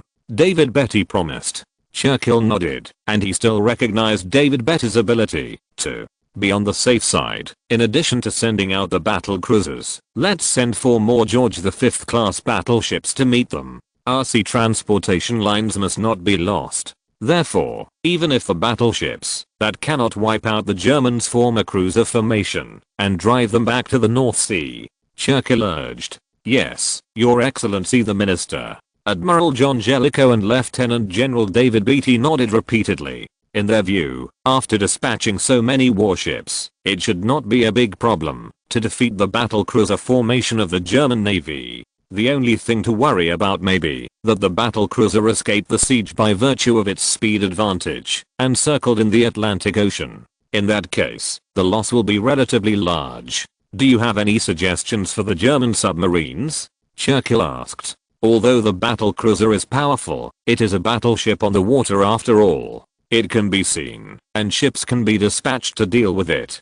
But the submarine is hiding underwater, elusive, and it is even more difficult to destroy. Your Excellency, there is really no good way to deal with submarines at present. However, we can send light cruisers and destroyers to patrol on fixed routes. Once we find German submarines, we will attack them immediately. After all, German submarines are not possibly staying underwater for a long time, Admiral John Jellicoe suggested. Churchill nodded and had no choice but to adopt this suggestion when there was no better way. John Jellicoe Admiral and David Beatty Lieutenant General quickly returned to Scapa Flow. That afternoon, Lieutenant General David Beatty led 3 Invincible class battle cruisers, 3 Indefatigable class battle cruisers and 3 Lion class battle cruisers, as well as 4 George V class battle cruisers. A formation of battleships left Scapa Flow. After the formation entered the Atlantic Ocean, 4 George V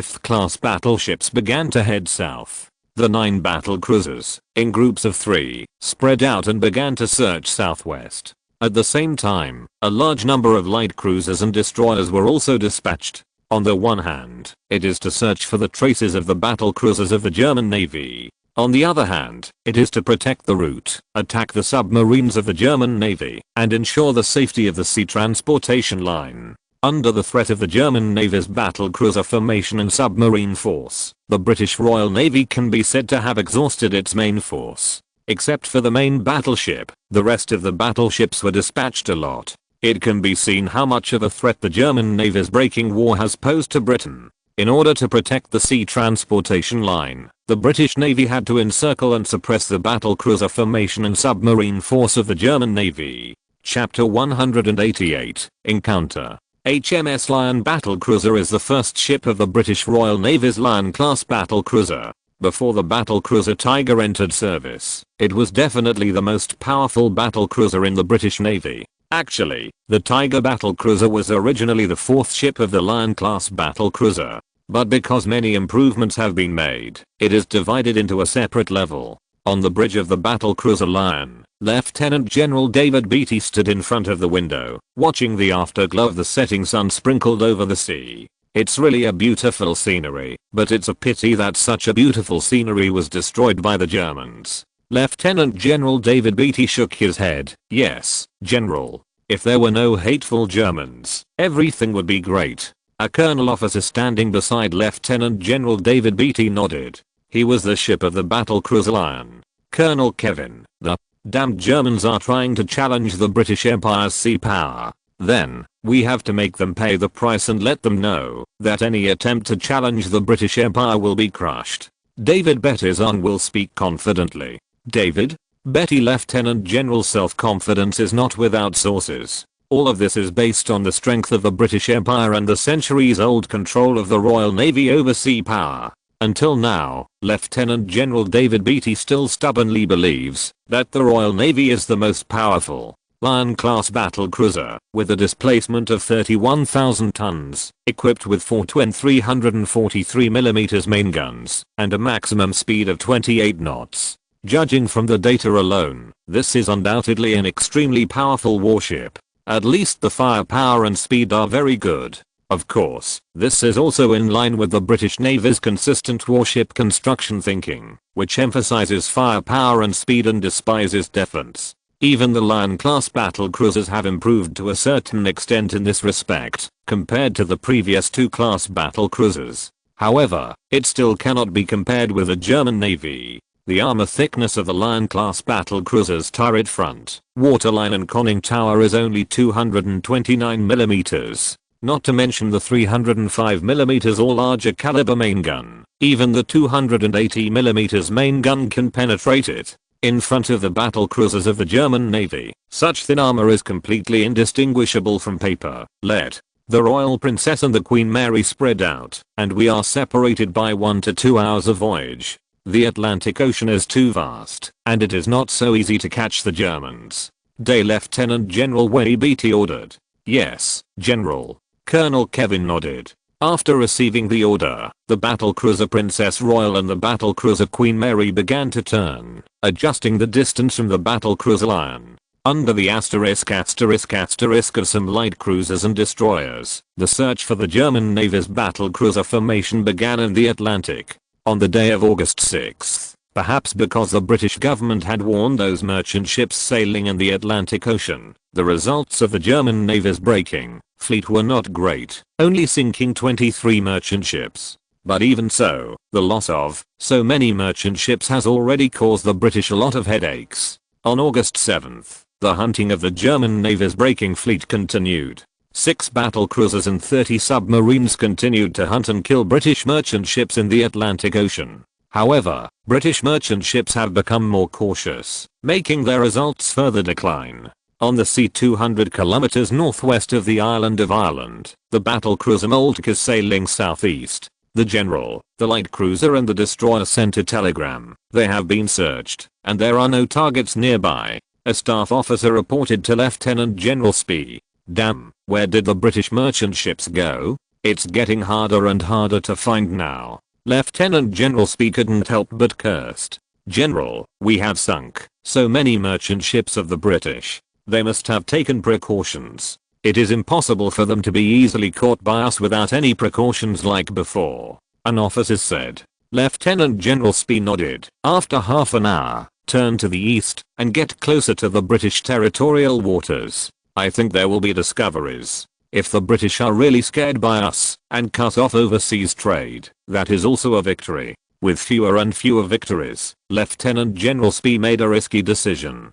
Yes, General. However, if it is close to the British territorial waters, it may be more dangerous. The British will not watch us attack their sea transportation lines and remain indifferent. They must have sent a fleet to chase us. It depends on the situation. If we find a British warship and we can eat it, we will eat it in one bite. If we can't eat it, we will run away. Lieutenant General Spee said indifferently. Send a telegram to the Goeben and Seydlitz to shorten the distance between us. Once we encounter the British fleet, I'm afraid they will have to come to pick us up. Lieutenant General Spee ordered. Yes, General. Under the order of Lieutenant General Spee, the battle cruiser Moltke adjusted its course and sailed to the British coast. I have to admit that Lieutenant General Spee's judgment was correct.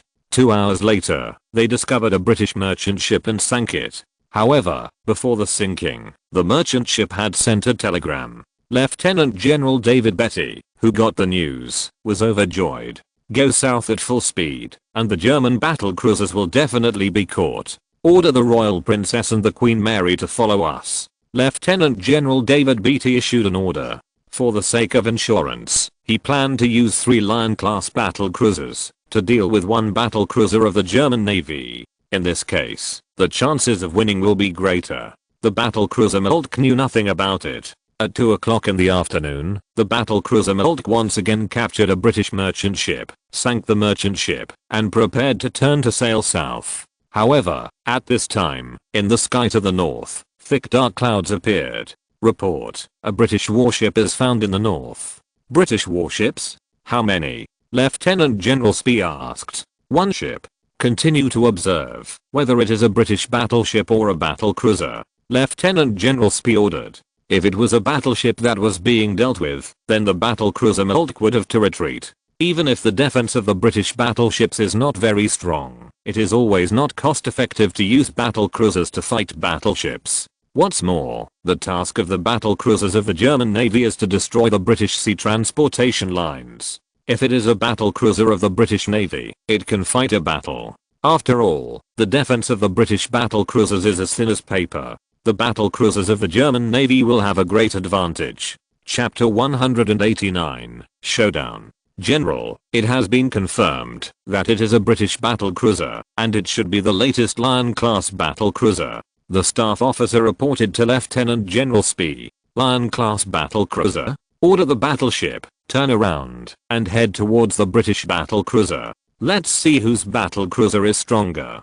Lieutenant General Spee immediately issued an order. Although, the full load displacement of the Lion-class battle cruiser is 2,000 tons larger than that of the Moltke-class battle cruiser. However, the Lion-class battle cruiser did not use this displacement to strengthen the defense, but to install more boilers, to increase the speed of the battleship. This brings the maximum speed of the Lion-class battle cruiser to 28 knots, while the maximum speed of the Moltke-class battle cruiser is only 27 knots. Order. All units, prepare for battle. At the same time, let the Goeben and Seydlitz speed up and approach us. It would be great if we can kill a British battle cruiser already. Lieutenant General Spee ordered.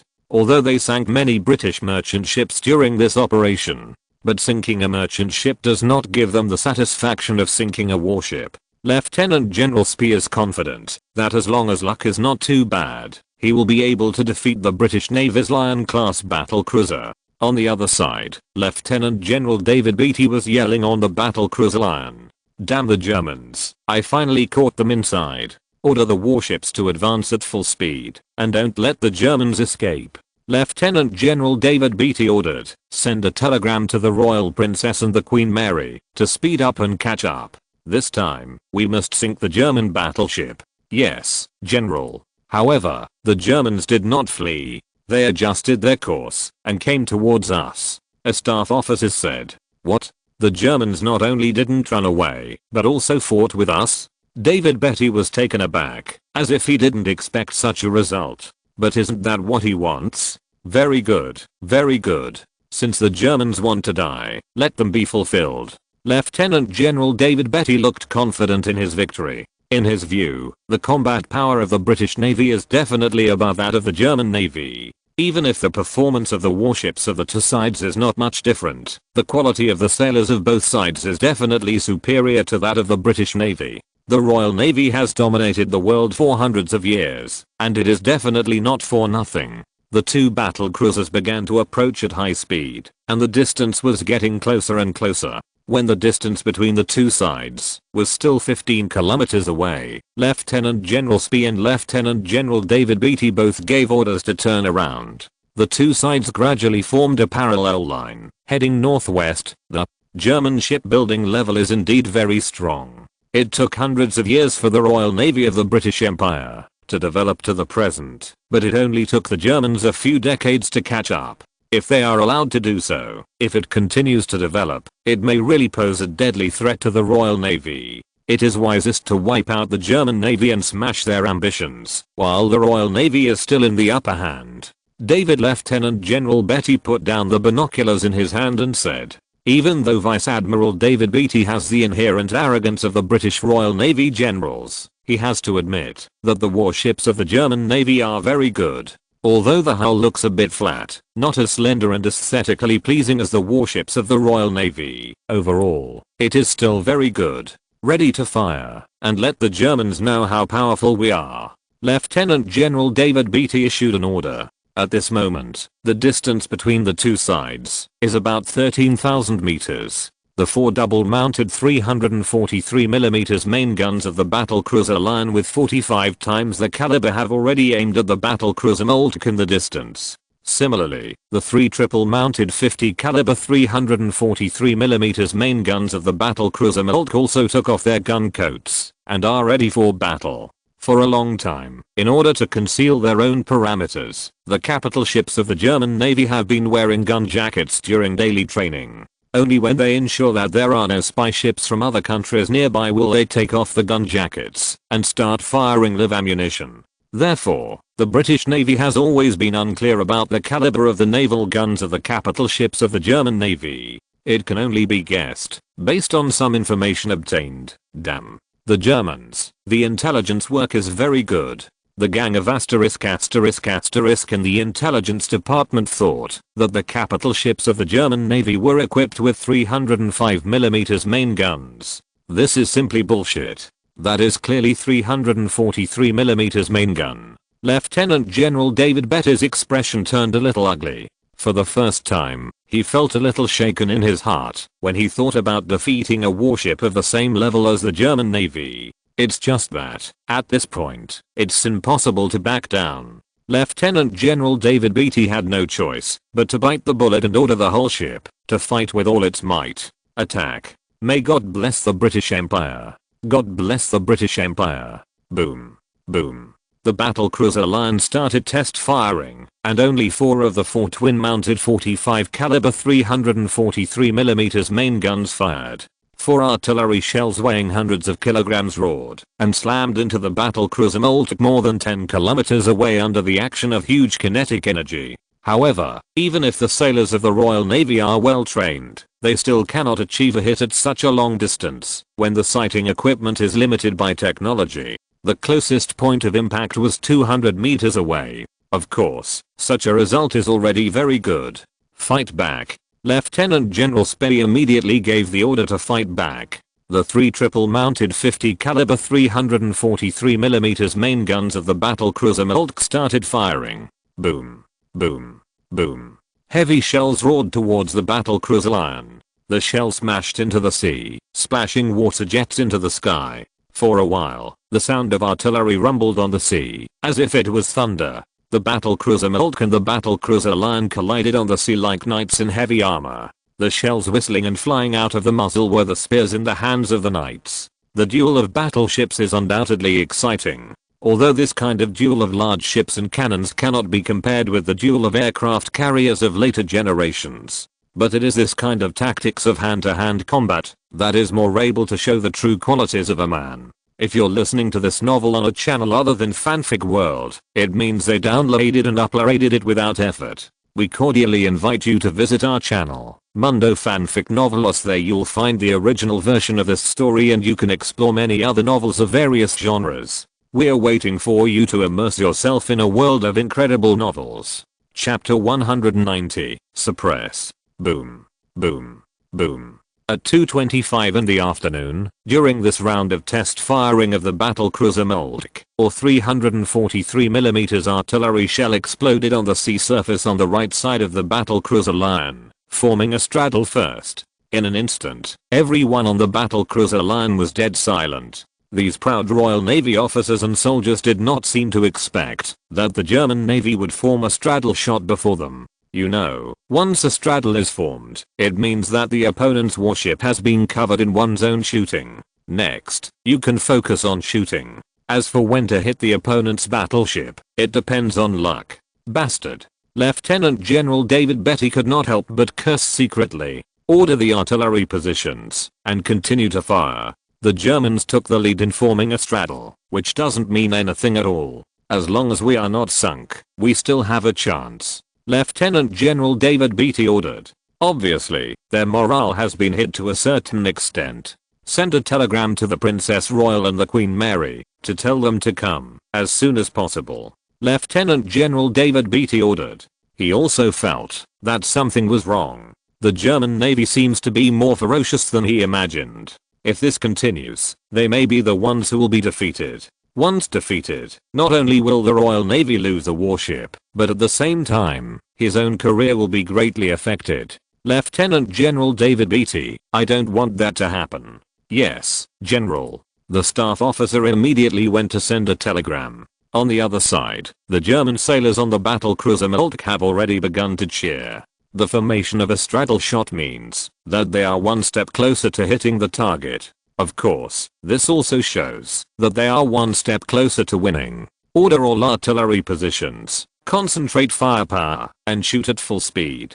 Try to sink the British battlecruiser within half an hour, and end the battle. Lieutenant General Spee excitedly issued an order. If a battlecruiser of the British Navy can be sunk at the beginning of the war, it will be a huge victory for the German Navy. Yes, General. The three triple-mounted 50 caliber 343mm main guns of the battlecruiser Moltke immediately began to bombard fiercely. Each round of salvo was extremely violent. 9 heavy armor-piercing shells slammed into the battlecruiser Lion fiercely. These armor-piercing projectiles are very powerful, and as long as one hits, it is enough for the battlecruiser Lion to drink a pot.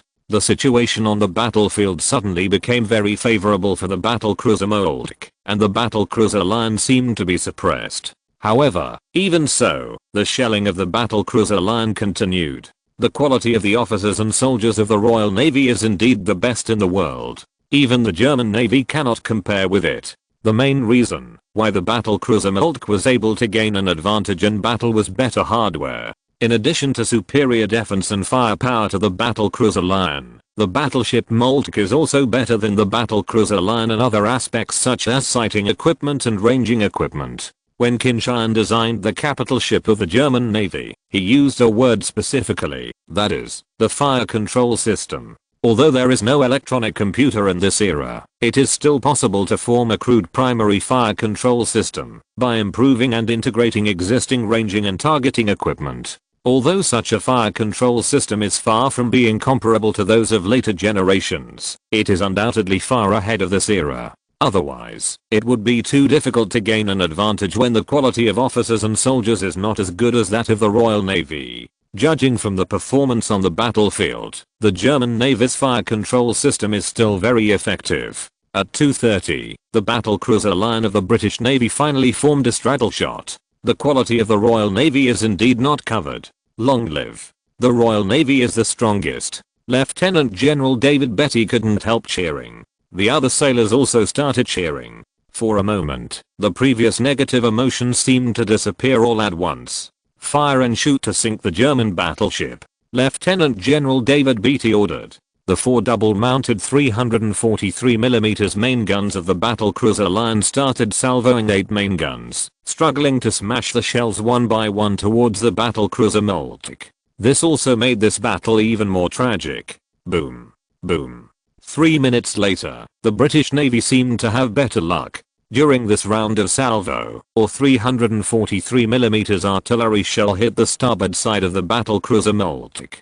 A 150mm secondary gun was directly blown away, and several Navy sailors were torn to pieces. At the same time, the explosion also caused a raging fire. However, for a huge warship with a displacement of nearly 30,000 tons, such an injury is nothing at all. The damage control personnel on the battlecruiser Moltke immediately carried out damage control. The 3 main turrets are also fighting back. Good job. Keep up the good work and sink the German battleship. Lieutenant General David Beatty smiled. It seemed that he had already seen the goddess of victory lifted her skirt towards him. However, Lieutenant General David Beatty seemed to be happy a little too early. 2 minutes later, he couldn't smile anymore, and the smile on his face disappeared completely, replaced by frost all over his face. The battlecruiser Moltke also scored a hit in the subsequent round of salvo. Or 343mm main gun hit the number 4 main turret on the rear deck. The thin 229mm thick armor looks so fragile in front of the heavy 343mm shells. It was as if a sharp knife had cut the tofu, and it was easily cut. Boom. The shell exploded, and the entire number 4 turret was blown away. Fortunately, the fire door was closed at that moment, and there were no shells or bullets in the gun bore, which did not cause a martyrdom explosion. Otherwise, this shell alone would be enough to make the battlecruiser Lion pay a heavy price. Of course, even now, the situation of the battlecruiser Lion is not very good. Originally, the battlecruiser Lion lacked 1 main gun compared to the battlecruiser Moltke. After losing a main turret, there are only 6 main guns left, which are only equivalent to 2/3 of the battlecruiser Moltke. In the next battle, the situation will be even more unfavorable for the battlecruiser Lion. Chapter 191. 1v2. General, the number 4 turret was completely destroyed. Fortunately, no greater damage was caused. However, we only have 6 main guns left. The staff officer reported to Lieutenant General David Beatty. Damn it. Lieutenant General David Beatty cursed. The current situation is very unfavorable to the battlecruiser Lion, which also shows that they have been suppressed in this battle. It is not that the quality of British naval officers and soldiers is not as good as that of the German Navy, so this undoubtedly shows that the warships of the British Navy are not as good as the Germans. How could the warships of the Germans be better than those of the Royal Navy? This is not scientific at all. Lieutenant General David Beatty roared in his heart. For a long time, the British Navy has been leading the development trend of the World Navy. This can be seen from the fact that the British Navy took the lead in building dreadnoughts. This also makes the generals of the British Navy think that their warships are the best and the most powerful. However, now that the battlecruiser Lion has been suppressed by warships of the same level of the German Navy, it is naturally difficult for them to believe it. Well done, boys. Keep up the good work, hit me hard, and sink the British warship. Lieutenant General Spee's face was full of smiles. After destroying a main turret of the battlecruiser Lion, they had an even greater advantage in this battle. Boom. Boom. Boom. The 3 triple-mounted 343mm main guns of the battlecruiser Moltke continued to fire, constantly smashing shells at the battlecruiser Lion. The shells fell around the battlecruiser Lion, splashing jets of water into the sky. At the same time, although the battlecruiser Lion has only 3 dual-mounted 343mm main guns left, they are still desperately launching a counterattack. Even if they are at a disadvantage now, the Royal Navy's indomitable combat style enables them to persevere even in adversity. We haven't lost yet, we are just temporarily at a disadvantage. As long as we're lucky enough to score hits in the next battle and hit the Germans hard, we'll be able to come back. Lieutenant General David Beatty secretly thought. At the same time, Lieutenant General David Beatty also ordered the Signal Corps to continue sending telegrams to the Royal Princess and Queen Mary, telling them to come for reinforcement. He knew that with the battlecruiser Lion alone, it would be very difficult to defeat the battlecruiser Moltke of the German Navy, let alone sink it. Only by gathering more warships can it be possible to achieve this strategic goal. Boom. At 2:44 in the afternoon, the battlecruiser Moltke scored another hit in this round of salvo. Or 343mm artillery shell hit the front deck of the battlecruiser Lion. The weak front deck armor was directly pierced, and the shell exploded inside the battleship, igniting a raging fire. The heroic British Navy sailors, wearing gas masks, rushed to the fire, trying to put out the fire in the shortest possible time. Otherwise, if the fire is allowed to burn, it will only cause more damage to the battleship. It's just that the fire produced after the shell exploded is often highly poisonous, and even wearing a gas mask cannot ensure that no poisonous smoke is inhaled. Therefore, it is often difficult for the British sailors who participated in the firefighting to come out alive after rushing into the fire. But even so, these British sailors were fearless and tried their best to put out the fire. Asterisk asterisk asterisk. Why are the Germans so accurate? Even more accurate than ours? Could it be that the quality of German naval officers and soldiers has surpassed that of the British Empire? How is this possible? Such a result made David, Lieutenant General Betty as unacceptable. Fight back, keep fighting back. Give those asterisk asterisk asterisk Germans some color. Being hit one after another, the morale of the British naval officers and soldiers on the battlecruiser Lion was greatly affected. However, even so, they were persistent and did not give up because of this. What about the Princess Royal and the Queen Mary? When will they arrive? Lieutenant General David Betty asked. Now he is even more eager for reinforcement to arrive in time. General, they are on their way. Colonel Kevin replied. Because the combat effectiveness of the German Navy's battlecruisers was underestimated, the battlecruiser Lion is now in a very dangerous situation. If the reinforcement can't arrive in time, the battlecruiser Lion, not to mention defeating the battlecruiser Moltke, even retreating completely, may become a big problem.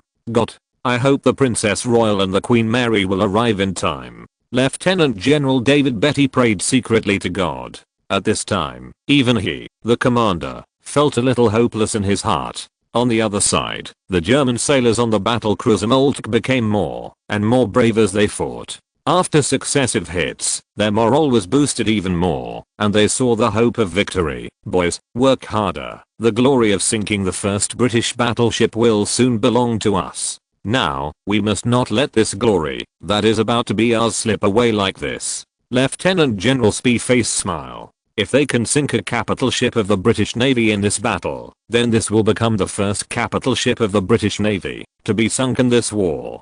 It will be a great honor. The shelling of the battlecruiser Moltke has become more violent. Shells kept falling on the battlecruiser Lion, making the battlecruiser Lion dangerous, as if it might be hit again at any time. General, the battlecruiser Goeben is calling. They found 2 battlecruisers of the British Navy coming here. There are still 20 minutes at most before they can enter the battlefield. A staff officer told Lieutenant General Spee reported. Lieutenant Admiral Spee couldn't help but frowned. The British Navy had 2 more battlecruisers, which was not good news for them. If it is not done well, the cooked massacre will fly. Order the Goeben to entangle one of the British battlecruisers and send another one over. Even with one enemy in 2, we may not be afraid of the British. Let the artillery positions hurry up before our reinforcement arrive. Sink or severely damage the British battlecruiser in front of you. Lieutenant General Spee ordered. Yes, General. 10 minutes later, the battlecruiser Royal Princess of the British Navy arrived on the battlefield. As for the battlecruiser Queen Mary, it was dragged by the battlecruiser Goeben. But even so, the battlecruiser Moltke had to fight 2 against 1. Chapter 192, Die or Run. Before the battlecruiser Royal Princess arrived on the battlefield, the battlecruiser Lion took another shot. However, with luck, it is not fatal. Seeing the arrival of the battlecruiser Royal Princess, Lieutenant General David Betty's heart has finally returned to his stomach. If the Royal Princess doesn't arrive in time, they will be sunk sooner or later. After all, luck cannot be so good all the time. Once hit, it may be sunk directly. Let the Royal Princess join us in besieging the Germans. This time, we must sink the Germans. Lieutenant General David Beatty gritted his teeth and gave the order. The battlecruiser Lion was forced into a panic in the previous battle and was almost sunk. For him, this is a great shame and humiliation. Yes, General. Colonel Kevin personally issued the order. The arrival of the battlecruiser Royal Princess instantly changed the situation on the battlefield. With the strength of the battlecruiser Moltke, there is no problem at all to suppress the British battlecruiser Lion. However, with the addition of the Royal Princess, the situation is different. No matter how you say it, it is hard to beat four hands with two fists. Order all artillery positions, regardless of the British reinforcement, concentrate firepower, and sink the battlecruiser Lion. Lieutenant General Spee Circumstances issued an order. Under such, they can regain the initiative only by sinking a battlecruiser of the British Navy first. Boom. Boom. Boom.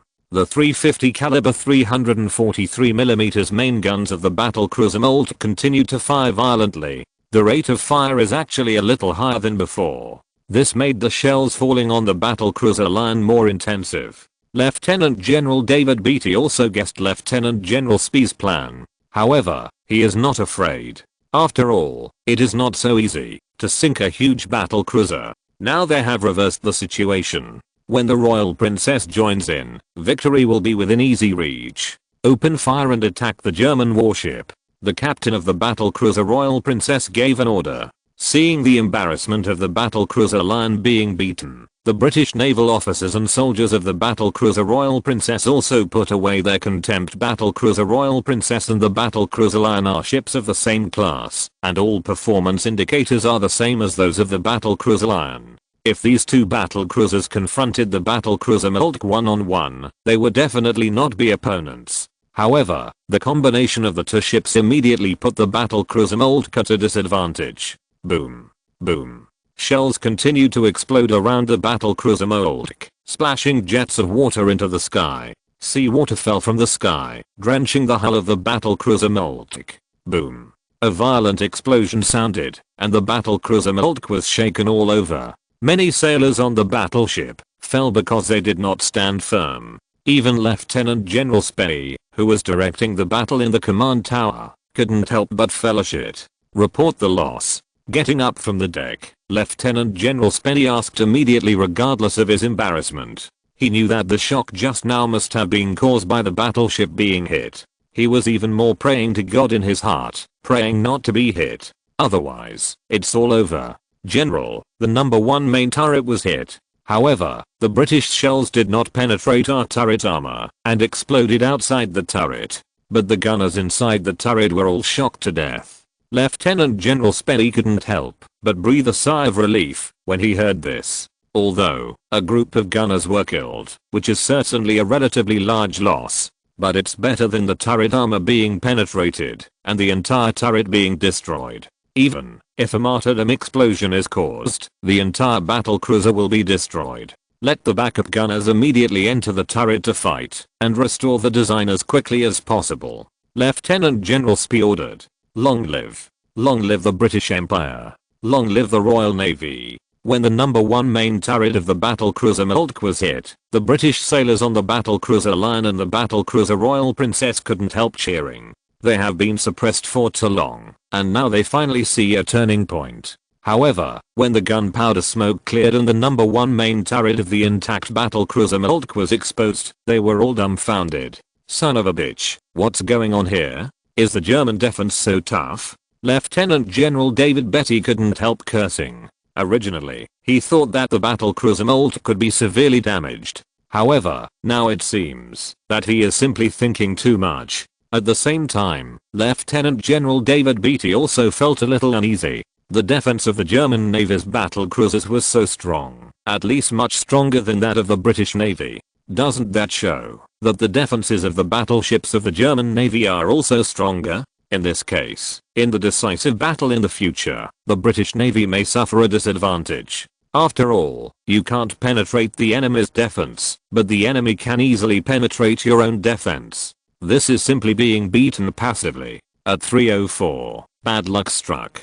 The battlecruiser Moltke fired a crucial shot in this round of salvo. Or 343mm artillery shell hit the port side of the battlecruiser Lion. The shell easily penetrated the waterline armor, which was only 229mm thick, and blasted a large hole in it. The seawater poured into the battleship frantically, causing the battleship to gradually tilt. Even if the sailors of the battlecruiser Lion closed the watertight door immediately, they still couldn't prevent the battlecruiser Lion from further tilting and sinking. After confirming that the battlecruiser Lion was doomed to be sunk, Lieutenant General David Beatty immediately rushed to the battlecruiser Royal Princess in a transport boat and continued to command the battle. However, when the battlecruiser Lion was unable to return to the sky, and the battlecruiser Moltke of the German Navy fiercely chased up, Lieutenant General David Beatty became timid and gave an order to retreat. He was afraid that, if the battle continued, even the battlecruiser Royal Princess would follow in the footsteps of the battlecruiser Lion.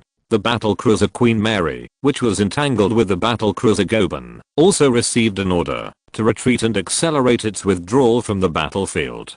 Chapter 193, Shocked British. General, the British have escaped. Are we going to chase them? A staff officer asked on the battlecruiser Moltke. Lieutenant General Spee shook his head. Forget it, let them go. If you chase them, you may fall into the trap of the British. We have already won the battle and sank a British capital ship. This is already great victory. Now we are fighting in British waters, so we have to be extremely cautious. They finally won the victory. If they put themselves in crisis because of taking risks, it would not be worthwhile. Report to the general, the Goeben called, and the battlecruiser of the British Navy that they were entangled with also withdrew. They asked if they wanted to pursue it.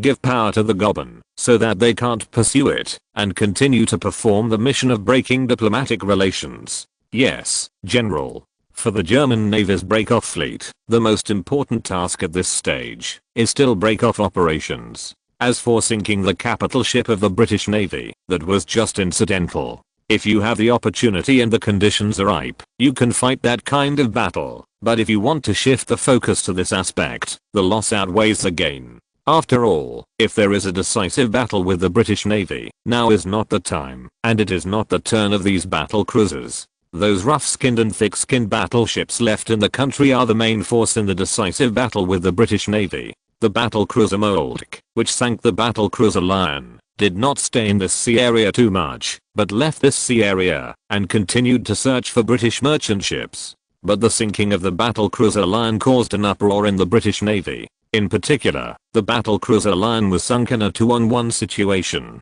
Doesn't that mean that even two battlecruisers of the British Navy are not as good as one of the German Navy? If this is the case even for battleships, even if the British Navy has an advantage in the number of capital ships, it may not be able to take advantage of future naval battles. If it is not done well, it will be ugly to lose. After learning that the battlecruiser Lion was sunk, Churchill, the Minister of the Navy, was furious and smashed all the antique vases in the office to pieces. Order the battlecruisers and battleships sent out to encircle and suppress the Germans. All withdraw.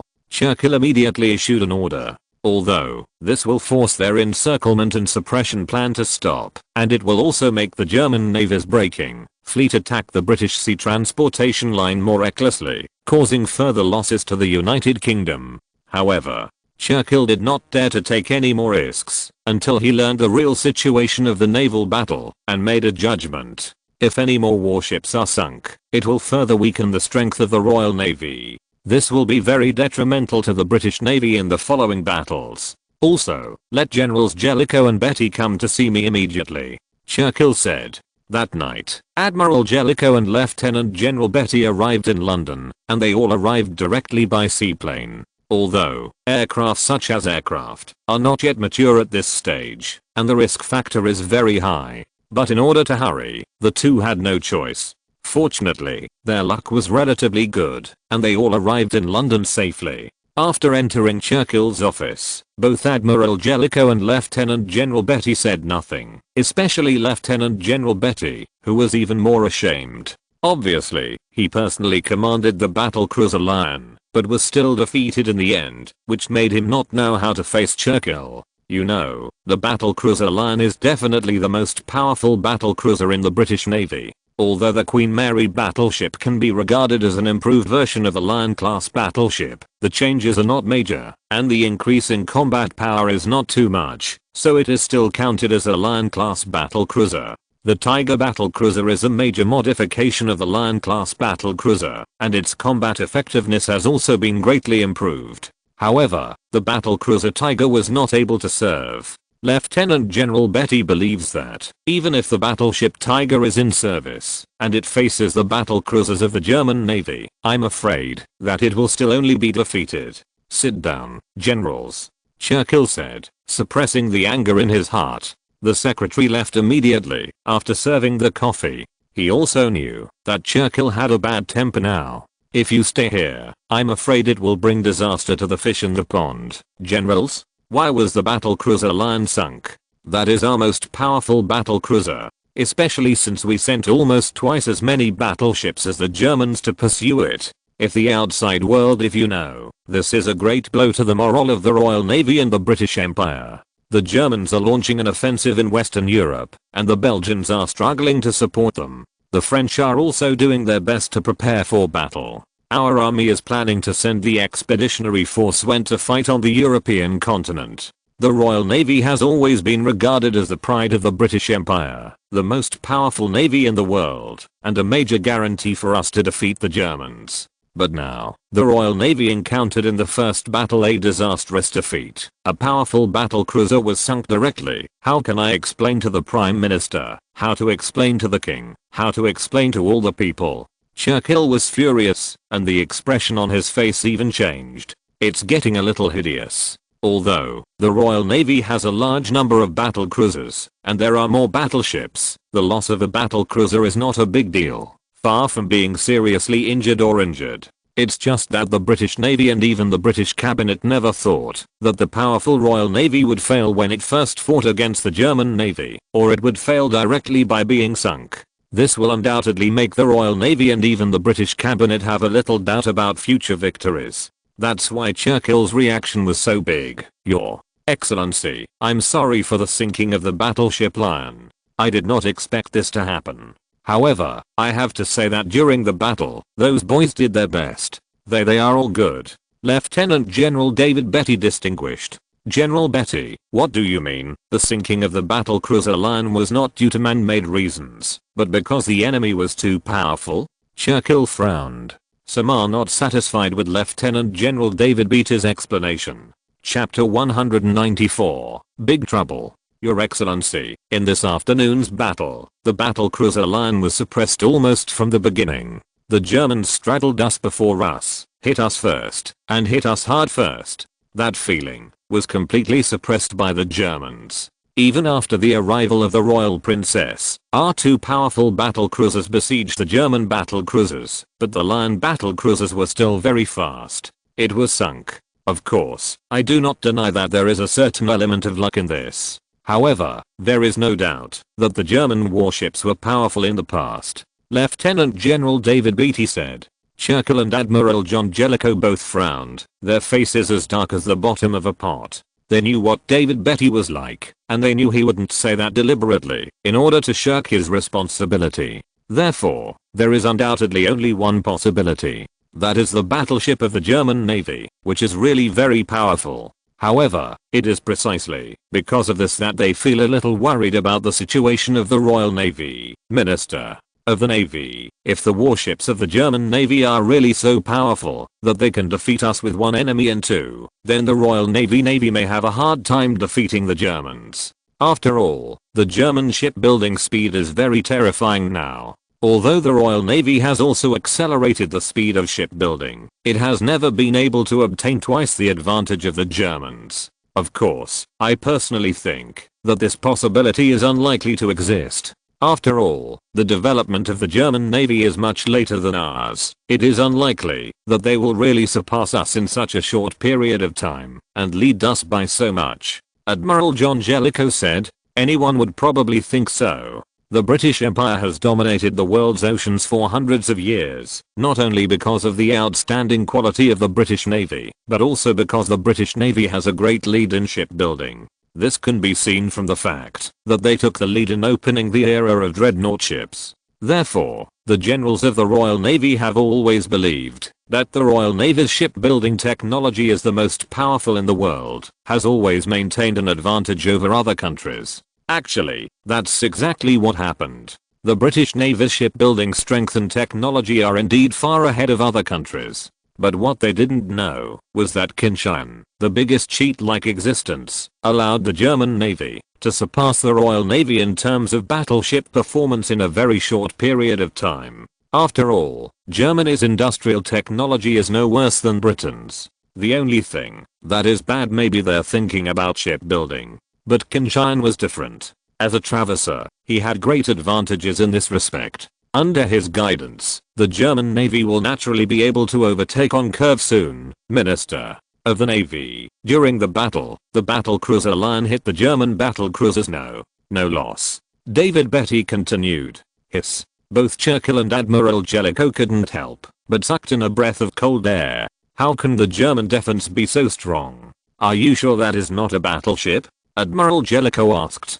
Generally speaking, in order to pursue speed and firepower, warships have to compromise on defense. Battle cruisers are the ultimate in this respect. It has the firepower of a battleship and the speed of a cruiser, but its defense is not much stronger than that of an ordinary cruiser. But the battle cruisers of the German Navy were able to withstand the shelling of the 343mm main gun, which is too amazing. Your Excellency, the German warship we are fighting against is very fast, and it is not much different from the Lion-class battle cruiser. So, how can it be a battleship? Lieutenant General John Beatty shook his head. Perhaps, it's just a coincidence. After all, when the shell hits the target, it is often bounced away, because of the shooting angle. Churchill said. It is indeed possible. However, it is an indisputable fact that the German battle cruisers have strong defenses. If the defense is not strong, the shells will not be so easy to bounce off. Admiral Jellicoe said, the Germans' way of building ships is different from ours. We pursue speed and firepower, but the Germans pursue defense and survivability. Now it seems that the Germans have done a very good job in defense. Churchill side tone. Your Excellency, it is too early to say the advantages and disadvantages of the two ideas. The war has just begun. The German Navy's warships may be very powerful, but if this can defeat the Royal Navy, that would be ridiculous. In the next battle, the Royal Navy will find a way to verify the however true strength of the German Navy. Future victories must belong to the Royal Navy, Admiral Jellicoe said confidently. Churchill also nodded, and he thought so too. Although judging from the current situation, the Royal Navy seems to be in big trouble. Overall, the Royal Navy is still dominant. No, Your Excellency, Commander, I'm not as optimistic as you. The battle this afternoon shocked me a lot. The German Navy is far worse than we expected. Even their soldiers and us, the difference is not too big. If their battleship can suppress us in terms of performance, then we may be in big trouble this time. Lieutenant General David Beatty shook his head. Churchill and Admiral John Jellicoe both frowned. In their impression, David Beatty was a brave man. Did he become timid after being defeated by the Germans once? If so, that's not great. After all, Lieutenant General David Beatty's current duty is to command the battle cruiser formation of the Royal Navy's Grand Fleet. If he becomes cautious, he will miss many opportunities, and it will also have a great impact on future wars. After Lieutenant General David Beatty saw the expressions of the two men, he also understood what they were worried about, and quickly explained, Your Excellency, Commander, I don't mean that I'm afraid of the Germans. Yes, through this fight, I realize that the Germans are difficult to deal with, and they are even more difficult to deal with than we expected. The Germans will surpass any previous opponents of the British Empire. If we want to defeat the Germans, I'm afraid we will have to do everything. Do your best. Chapter 195. Facing the enemy. General Beatty, I trust your professional judgment as a Vice Admiral. The Germans may really become the biggest enemy that the British Empire has encountered for hundreds of years. But, even so, the Royal Navy must do its best, try to defeat them. The sea power of the British Empire must not be lost. Otherwise, you must be very clear about what this means to the Empire. Therefore, we cannot lose this battle, and we cannot afford to lose. Churchill said solemnly. Yes, Your Excellency the Minister. Admiral John Jellicoe and Lieutenant General David Beatty nodded repeatedly. Of course they know the importance of sea power to the British Empire. It can be said that the reason why the British Empire has been able to become the world's hegemon for hundreds of years is entirely because of the control of sea power. Otherwise, it would be impossible for the UK to dominate the world with its hundreds of thousands of square kilometers of territory and tens of millions of people. Your Excellency, since the German Navy is stronger than we expected, so I suggest that we must be fully prepared before fighting the Germans. Our Queen Elizabeth class battleship has not yet been completed. although the shipyard has accelerated, but it is estimated that they will not be fully commissioned until the end of the year or even the beginning of next year. As for the Revenge-class battleship, according to the scheduled construction period, I'm afraid that it will have to wait until the end of next year. Therefore, I hope that the cabinet can increase investment and speed up the construction of the Revenge-class battleship, the speed of construction, and strive to be able to enter service early next year. In this case, we will have 10 battleships equipped with 381mm main guns. When facing the German Navy, we will have a greater chance of winning, John Jellicoe Admiral suggested. Churchill nodded. With the German Navy very powerful, it is undoubtedly the best way to further enhance its own strength. I will explain this to Your Excellency the Prime Minister. It should be possible to win the support of the cabinet. No matter what, the British Empire must be fully prepared to face such a powerful enemy this time, Churchill said. At this time, the secretary knocked on the door and came in to report. Your Excellency the Prime Minister asked you to come over immediately. It should be the sinking of the battlecruiser Lion. I will explain to His Excellency the Prime Minister. You should hurry back to Scapa Flow tomorrow morning. However, I hope you can find a way to deal with the Germans as soon as possible. Broke the fleet. The sea transportation lines of the British Empire must not be cut off. Otherwise, the consequences will be very serious, Churchill said with a serious face. Britain is extremely dependent on sea transportation. Once the sea transportation line is cut off, a large amount of industrial raw materials cannot be shipped to the UK, and even food cannot be shipped in. In that case, it will not only seriously weaken Britain's war potential, but even cause national turmoil. At that time, let alone defeating Germany, even if the UK wants to continue the war, it may be very difficult. Once the support and help of Britain are lost, it is impossible to defeat the ferocious Germans, only by relying on the French and Russians. After Admiral John Jellicoe and Lieutenant General David Beatty left, Churchill immediately drove to the Prime Minister's office in Downing Street to explain the sinking of the battlecruiser Lion to Prime Minister Asquith.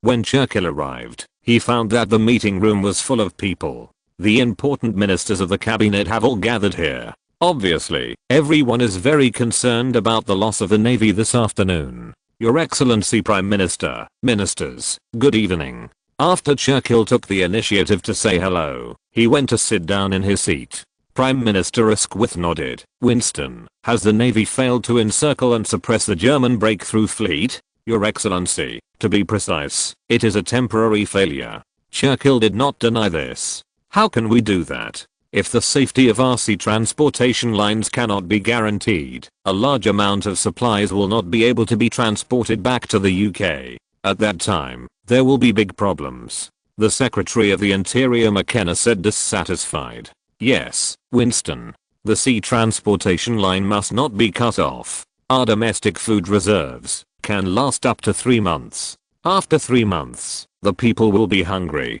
At that time, society will appear unrest. Maybe we will all be thrown out by the angry people. Chancellor of the Exchequer Lloyd George also said, Gentlemen, I do not deny that the current situation has indeed become very unfavorable to us. However, this is only temporary. The Royal Navy is trying to find a way to deal with the German challenge. Please believe in the Royal Navy. We will be defeated soon. The German fleet will ensure the safety of the sea transportation line, Churchill assured. Winston, did the Navy lose a battlecruiser this afternoon? What's going on? Prime Minister Asquith asked directly without going around in circles. Yes, Your Excellency. During the battle this afternoon, the battlecruiser Lion unfortunately sank. This is indeed a sad thing. To be honest, the Royal Navy did not expect it. We are currently for the most powerful battlecruiser. It was so easy to be sunk by the Germans. And the Germans sank our battlecruiser, which is almost the same tonnage and combat power as ours. Moreover, this is still in the second in the event of a one-on-one battle. The battlecruiser Lion was sunk. In order to avoid greater losses, the Royal Princess was evacuated directly. Churchill narrated to everyone with a sad face. What? How could it be like this? God. How can the German warships be so powerful? In the situation of 2 against 1, isn't our ship of the same level completely invincible to the Germans? This battle seems to be very bad for us. Can the Royal Navy really defeat the Germans? A group of senior cabinet members all exclaimed. Although they learned about the sinking of the battlecruiser Lion, they didn't know the exact process. Hearing what Churchill said now, I immediately felt extremely bad. Winston, can't the Royal Navy deal with the Germans? Prime Minister Asquith frowned tightly. This is undoubtedly a great blow to him. Your Excellency, the Royal Navy is trying to find a way. However, we need more support. The Royal Navy hopes that both the Queen Elizabeth-class battleships and the Revenge-class battleships will be able to enter service early next year. In this way, we will have more great chance of winning. The Germans will not give us too long, Churchill said. In the face of a strong enemy, the British cabinet passed the Navy's request without any doubts. Add a large budget so that the two powerful battleships can be put into service as soon as possible. Chapter 196, Bad Russian. August 9th, Königsberg in East Prussia. It has been several days since Qin Tian arrived here, and the entire 8th Army of the German Imperial Army has been mobilized. 10 infantry divisions plus 1 armored division are already full. The total force reached more than 180,000 people. The current 8th Army can be described as strong and powerful. Not only has the firepower of the troops been strengthened, it is equivalent to being armed to the teeth. Also formed the world's first armored division. Qin Tian sometimes thinks, isn't this really bullying the Russians? After all, the Russians have no advantage at all except for their military strength. Especially in terms of weapons and equipment, the two sides are one in the sky and the other in the ground. The Russian government did not expect the war to break out so soon, so they were not prepared at all. So much so that their mobilization efficiency is low, and even the weapons of the troops cannot be guaranteed. Many Russian soldiers had to share a rifle. Only after the comrades in arms are killed, can they pick up the rifle and continue fighting. This is undoubtedly very unfair to Russian soldiers. Because of the government's inaction, they can only meet powerful enemies unarmed. What is the difference between this style of play and letting them die? Of course, from the standpoint of the German Empire, Qin Tian naturally wished that the Russian army would be as weak as possible. Only in this way can the German Empire be able to defeat Russia at the least cost and win a standing victory. The news that the battlecruiser Moltke of the German Navy sank the battlecruiser Lion of the British Navy and scared away the battlecruiser Royal Princess has already been sent back to China. Marshal Earl Tirpitz even sent a special telegram to Qin Tian, thanking him for his support of the Imperial Navy. Without Qin Tian, how could the Imperial Navy have grown so powerful in such a short period of time, let alone sinking the British battlecruiser Lion? After receiving the telegram, Qin Tian finally breathed a sigh of relief. The German Navy was able to gain the upper hand at the beginning of the war, which undoubtedly shows that his efforts over the years have not been in vain. Your Highness, the Navy can be regarded as elated. Over the years, the Navy has been suppressed by the Germans. They have always been suffocated. Now, the strength of the Imperial Navy is well known. The deputy of the 8th Army Commander Admiral Hindenburg said with a smile. Although Qin Tian is the nominal commander of the 8th Army, in fact, General Hindenburg has always been in charge of the daily affairs of the 8th Army. And Hindenburg is also worthy of Qin Tian's trust in him, and he managed the 8th Army in an orderly manner. The reorganization and training of the troops is also in place. It can be said that the current 8th Army is more than twice as powerful as when Qin Tian took over. The war has already begun, and it will soon be time for our 8th Army to become famous all over the world. Major General Ludendorff, Chief of Staff of the 8th Army, looked confident. He is very confident in the combat effectiveness of the current 8th Army. If the 8th Army can stop the Russian attack on the Eastern Front with its own strength, or even defeat the Russians in one fell swoop, it will definitely give the 8th Army a high reputation. At that time, these generals will all benefit greatly from it. Ludendorff also wanted to get an exceptional promotion again, from Major General to Lieutenant General. After all, generally speaking, the Chiefs of Staff of the German Army's Corps are all Lieutenant Generals. Haha, I also believe that this battle will be our 8th Legion's battle of fame. The 8th Legion will let the whole world see our great strength. Qin Tian laughed. Your Highness, the Russian people we invited are here. The head guard reported to Qin Tian. Well, let them come in. Qin Tian nodded. General Hindenburg, General Ludendorff, our Russian friends are here. I believe they will bring us good news. Qin Tian smiled. Your Highness, is it really necessary to support those Russians? You know, they are dangerous element and enemies of the capitalist world. Admiral Hindenburg reminded. Don't worry, General, I have a measure. Qin Tian also knew how dangerous it would be if the Russian Cloth Party took control of Russia. However, he had no other choice. Russia is too vast for any enemy to defeat them. The former Napoleon the Great could not do this, and the later Hitler could not do it either. The current Qin Tian couldn't do the same. Therefore, Qin Tian can only use other methods to cause turmoil in Russia. In this case, they may be able to win the war at the least cost. As for whether the Cloth Party will, in turn, threaten Germany once it grows up, Qin Tian will not consider this for the time being. In addition, Qin Tian also has self-confidence. Even if the Cloth Party really does it in Russia, it will not be a worry at that time.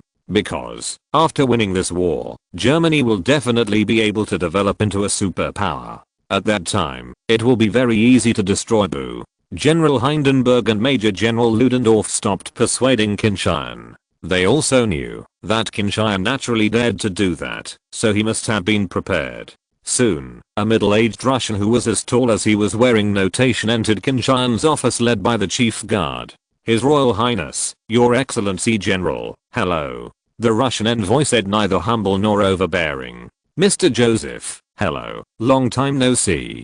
Qin Tian smiled. Thanks to His Highness the Crown Prince for supporting us all the time. Your Excellency the leader asked me to convey his greetings to Your Highness. Joseph said.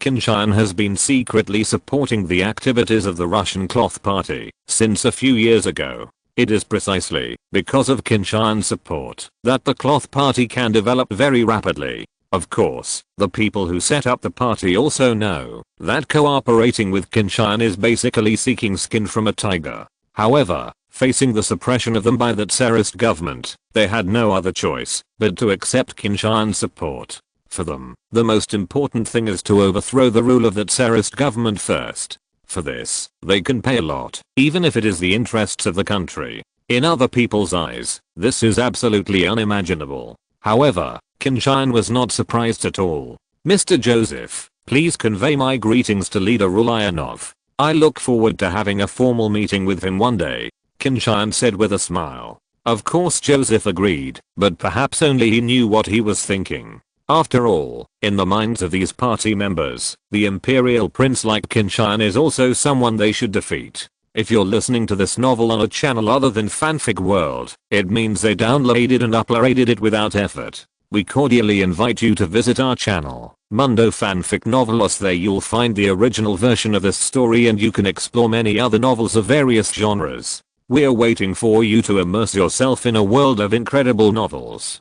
Chapter 197, The Dead Are Here. His Royal Highness, the war has broken out. According to the news from our inside sources, the Tsar's army has begun to gather towards East Prussia. They formed the Northwest Front Army, under the command of the 1st Army and the 2nd Army, under the command of General Zelensky. The total strength exceeds 500,000 people. Is His Highness the Crown Prince's army ready? We can provide His Highness the Crown Prince with intelligence support in return for His Highness's support for us, Joseph said to Qin Tian. In Joseph's view, more than 500,000 Russian troops came aggressively, while the East Prussian army did not even reach 200,000, so they should be panicked. However, to his regret, he didn't even see a trace of panic on Qin Tian's face. Thank you for your reminder, sir. Please rest assured that the East Prussian army is ready for battle. As long as the Russian army dares to come, we will definitely be able to defeat them, Qin Tian said confidently. Although Joseph didn't quite believe Qin Tian's words, he still didn't say much. Now Qin Tian has become the biggest supporter of the Boo party overseas. Of course, they don't want to offend Qin Tian, let alone have something happen to Qin Tian. Sir, I want to confirm that if the Russian army is defeated by us on the battlefield, can you take the opportunity to launch a revolution in Russia and overthrow the Tsar's dictatorship? Qin Tian asked. This is a reason why he supports the Cloth Party. With the help of the Cloth Party, to launch a revolution in the country, it caused civil strife in Russia. In this case, the Russian army on the Eastern Front is nothing to worry about, and Germany can also win the Eastern Front at the smallest cost. Once the Eastern Front is resolved, Germany will not have to worry about fighting on two fronts. In another time and space, the reason why Germany was defeated was that apart from the fact that the sea trade line was cut off by the British, there was another reason, which was the consumption of the two-front battle. The goal set by Germany at the beginning of the war was to defeat France on the Western Front first, and then turn around and move eastward to defeat Russia. Its fundamental purpose is to make a time difference, so as to avoid being caught in a two-line battle. Unfortunately, the German strategy did not succeed. The huge consumption of the two-front battle made Germany soon unable to support it. Coupled with the outbreak of civil unrest in the country, Germany lost the war without the German army being defeated. In this time and space, Qin Tian naturally wants to try his best to avoid all this. Only in this way can it be truly ensured that Germany will win this war instead of failing in the end. Of course, Your Royal Highness, we are ready. The Tsar's brutal rule has already made the people in the country unbearable. This time, the Tsar even ignored the strong resistance of the domestic people and joined the war between the imperialists. It made the people very angry. Once the army fails on the front line, it will inevitably cause consequences like an avalanche. At that time, we will definitely be able to call on more people to rise up against the Tsarist government. Overthrowing the rule of the Tsarist government is just around the corner. A frenzy flashed in Joseph's eyes. Qin Tian, Hindenburg, and Ludendorff were all speechless. It seems that the German Empire is also the imperialist country that Joseph said. However, now they are cooperating with the German Empire, which is somewhat contradictory. That would be great. Mr. Joseph, do you need any help? Just ask, I will fully support you. Qin Tian said. He wished that the Boo Party would launch a revolution. In that case, the pressure on the German Empire on the Eastern Front would be much less. Your Highness, we still need a batch of funds. In addition, we also need a batch of munitions. After Joseph finished speaking, he looked at Qin Tian, waiting for Qin Tian's answer. In fact, this was the main purpose of his coming to East Prussia this time, to meet Qin Tian. These days, if you want to launch a revolution, you also need money. Without money, nothing can be done. Weapons and equipment are even more urgently needed. They can't let their people fight with the Tsar's doglegs with bare hands. No problem. When you leave, I will give you a check for 5 million marks. As for the weapons, I will find a way to deliver them to you. I personally sympathize with and admire the situation of your party, your beliefs. So, please tell Mr. Ulyanov, I will fully support you. Qin Tian said. Thanks to His Highness the Crown Prince for supporting us. The leader said that once we overthrow the Tsar's rule, we will definitely repay His Highness. Joseph said. Qin Tian nodded, but didn't he say much. Although he didn't ask those people in the Cloth Party, the Cloth Party should also know that there is no free lunch in the world. Qin Tian provided them with so much support, and when they achieved success, they would have to return it back in multiples. Of course, the party members soon realized that they still underestimated Qin Tian's appetite. When they overthrew the Tsar's rule and wanted to withdraw from the war, they realized that Qin Tian had already raised his knife and fork and wanted to have a good meal on the fallen Russia. Joseph left with a satisfied smile, while Qin Tian also had a smile on his face. Your Highness, it's hard to imagine that these party members would actually sell out the interests of the country for their own interests. Hindenburg shook his head with contempt on his face. Yes, such a situation would never happen in the German Empire. Ludendorff also said, actually, I can understand them. They have always been oppressed by the Tsar. There is no way to get ahead. The only way is to overthrow the Tsar's rule. Under such circumstances, any given anyone they support will be accepted by them. Even foreign hostile forces are the same, because they can't find other supporters besides this. Therefore, they know that if they cooperate with us, there will be endless troubles, but they have no choice. Soon, you will know how much profit my investment in them will bring us. Qin Tian said with a smile. Both Hindenburg and Ludendorff shook their heads speechlessly. They are pure soldiers and are not good at these aspects. Okay, General, let's not talk about this matter. I will handle the matter of cooperating with the Cloth Party. You just need to manage the army well. The Russian Northwest Front Army has arrived. To be precise, it is in a hurry. Send them to death. Let our troops get ready and eat them in one bite. Qin Tian said. Yes, Your Highness. Please rest assured, we will be able to eat them all. Both Hindenburg and Ludendorff laughed. Chapter 198, Combat Preparation. On the outskirts of Königsberg, at the headquarters of the 8th Army of the German Imperial Army, a military meeting related to the upcoming decisive battle is being held. Qin Tian sat in his seat, listening to the general's report and the arrangements for the upcoming war. Gentlemen, according to the exact information we have received, the Russians have formed the Northwest Front Army, including 30 infantry divisions and 8 cavalry divisions, with a total strength of more than 500,000 troops. We only have 10 infantry divisions, and the total strength of the armored division is only about 180,000. It can be said that the strength of the Russian army is nearly 3 times that of ours. Of course, although the strength of the Russians is quite large, I still think that they are just here to die. I believe that we will be able to get rid of them. Qin Tian said with a smile. A group of generals also laughed. His Royal Highness, according to the analysis of the Staff Department, we plan to implement plan number 2. That is to lure the enemy into the plan. The Russian army has much more troops than us. If we attack rashly, this will make us fall into the Russian trap, or surrounded. Conversely, if we are fighting within our borders, we can set up traps and wait for the Russians to attack. In this way, we can gather our superior forces and defeat them in one fell swoop. Major General Ludendorff said.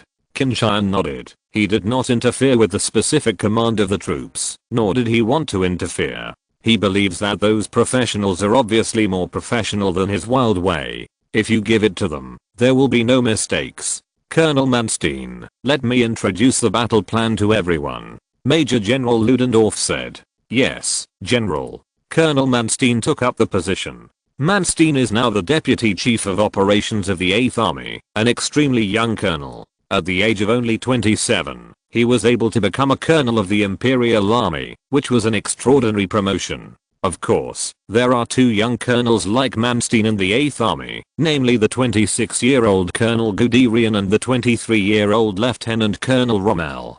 Guderian is now the acting division commander of the 8th Armored Division, while Rommel is a deputy division commander and head of the 1st Regiment. Although many people were dissatisfied with them for obtaining such a high military rank at such a young age, no one dared to show it. Because everyone knows that the 3 of them are Qin Tian's favorite generals. The current Qin Tian status in the 8th Legion is also increasing day by day, and no one dares to question him anymore. His Royal Highness, all generals. From the information we have obtained, we can analyze that the Northwest Front Army of the Russian army is divided into 2 armies. That is, the 1st Army led by Admiral Leinenkamp, including 20 infantry divisions and 2 cavalry division, stationed in Werner. The 2nd Army led by General Samsonov, including 10 infantry divisions and 6 cavalry divisions, is stationed in Warsaw. Once the Russian army launches an offensive, the 1st Army will attack from the east, and the 2nd Army will attack from the south and attack East Prussia.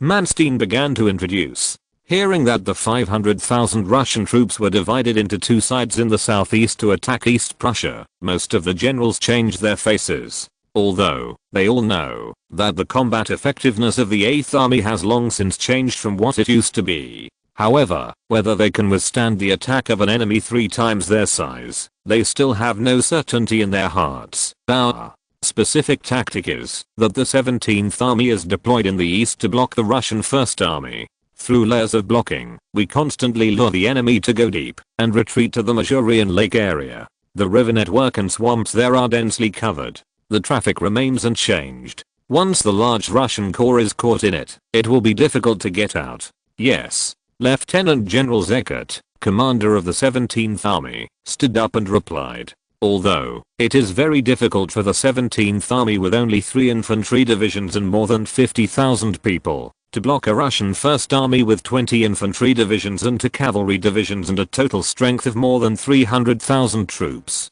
However, Lieutenant General Eckert still has the confidence to complete this task. Anyway, it's not that the 17th Army is going to fight the Russian army recklessly, it's just that they are blocking it layer by layer.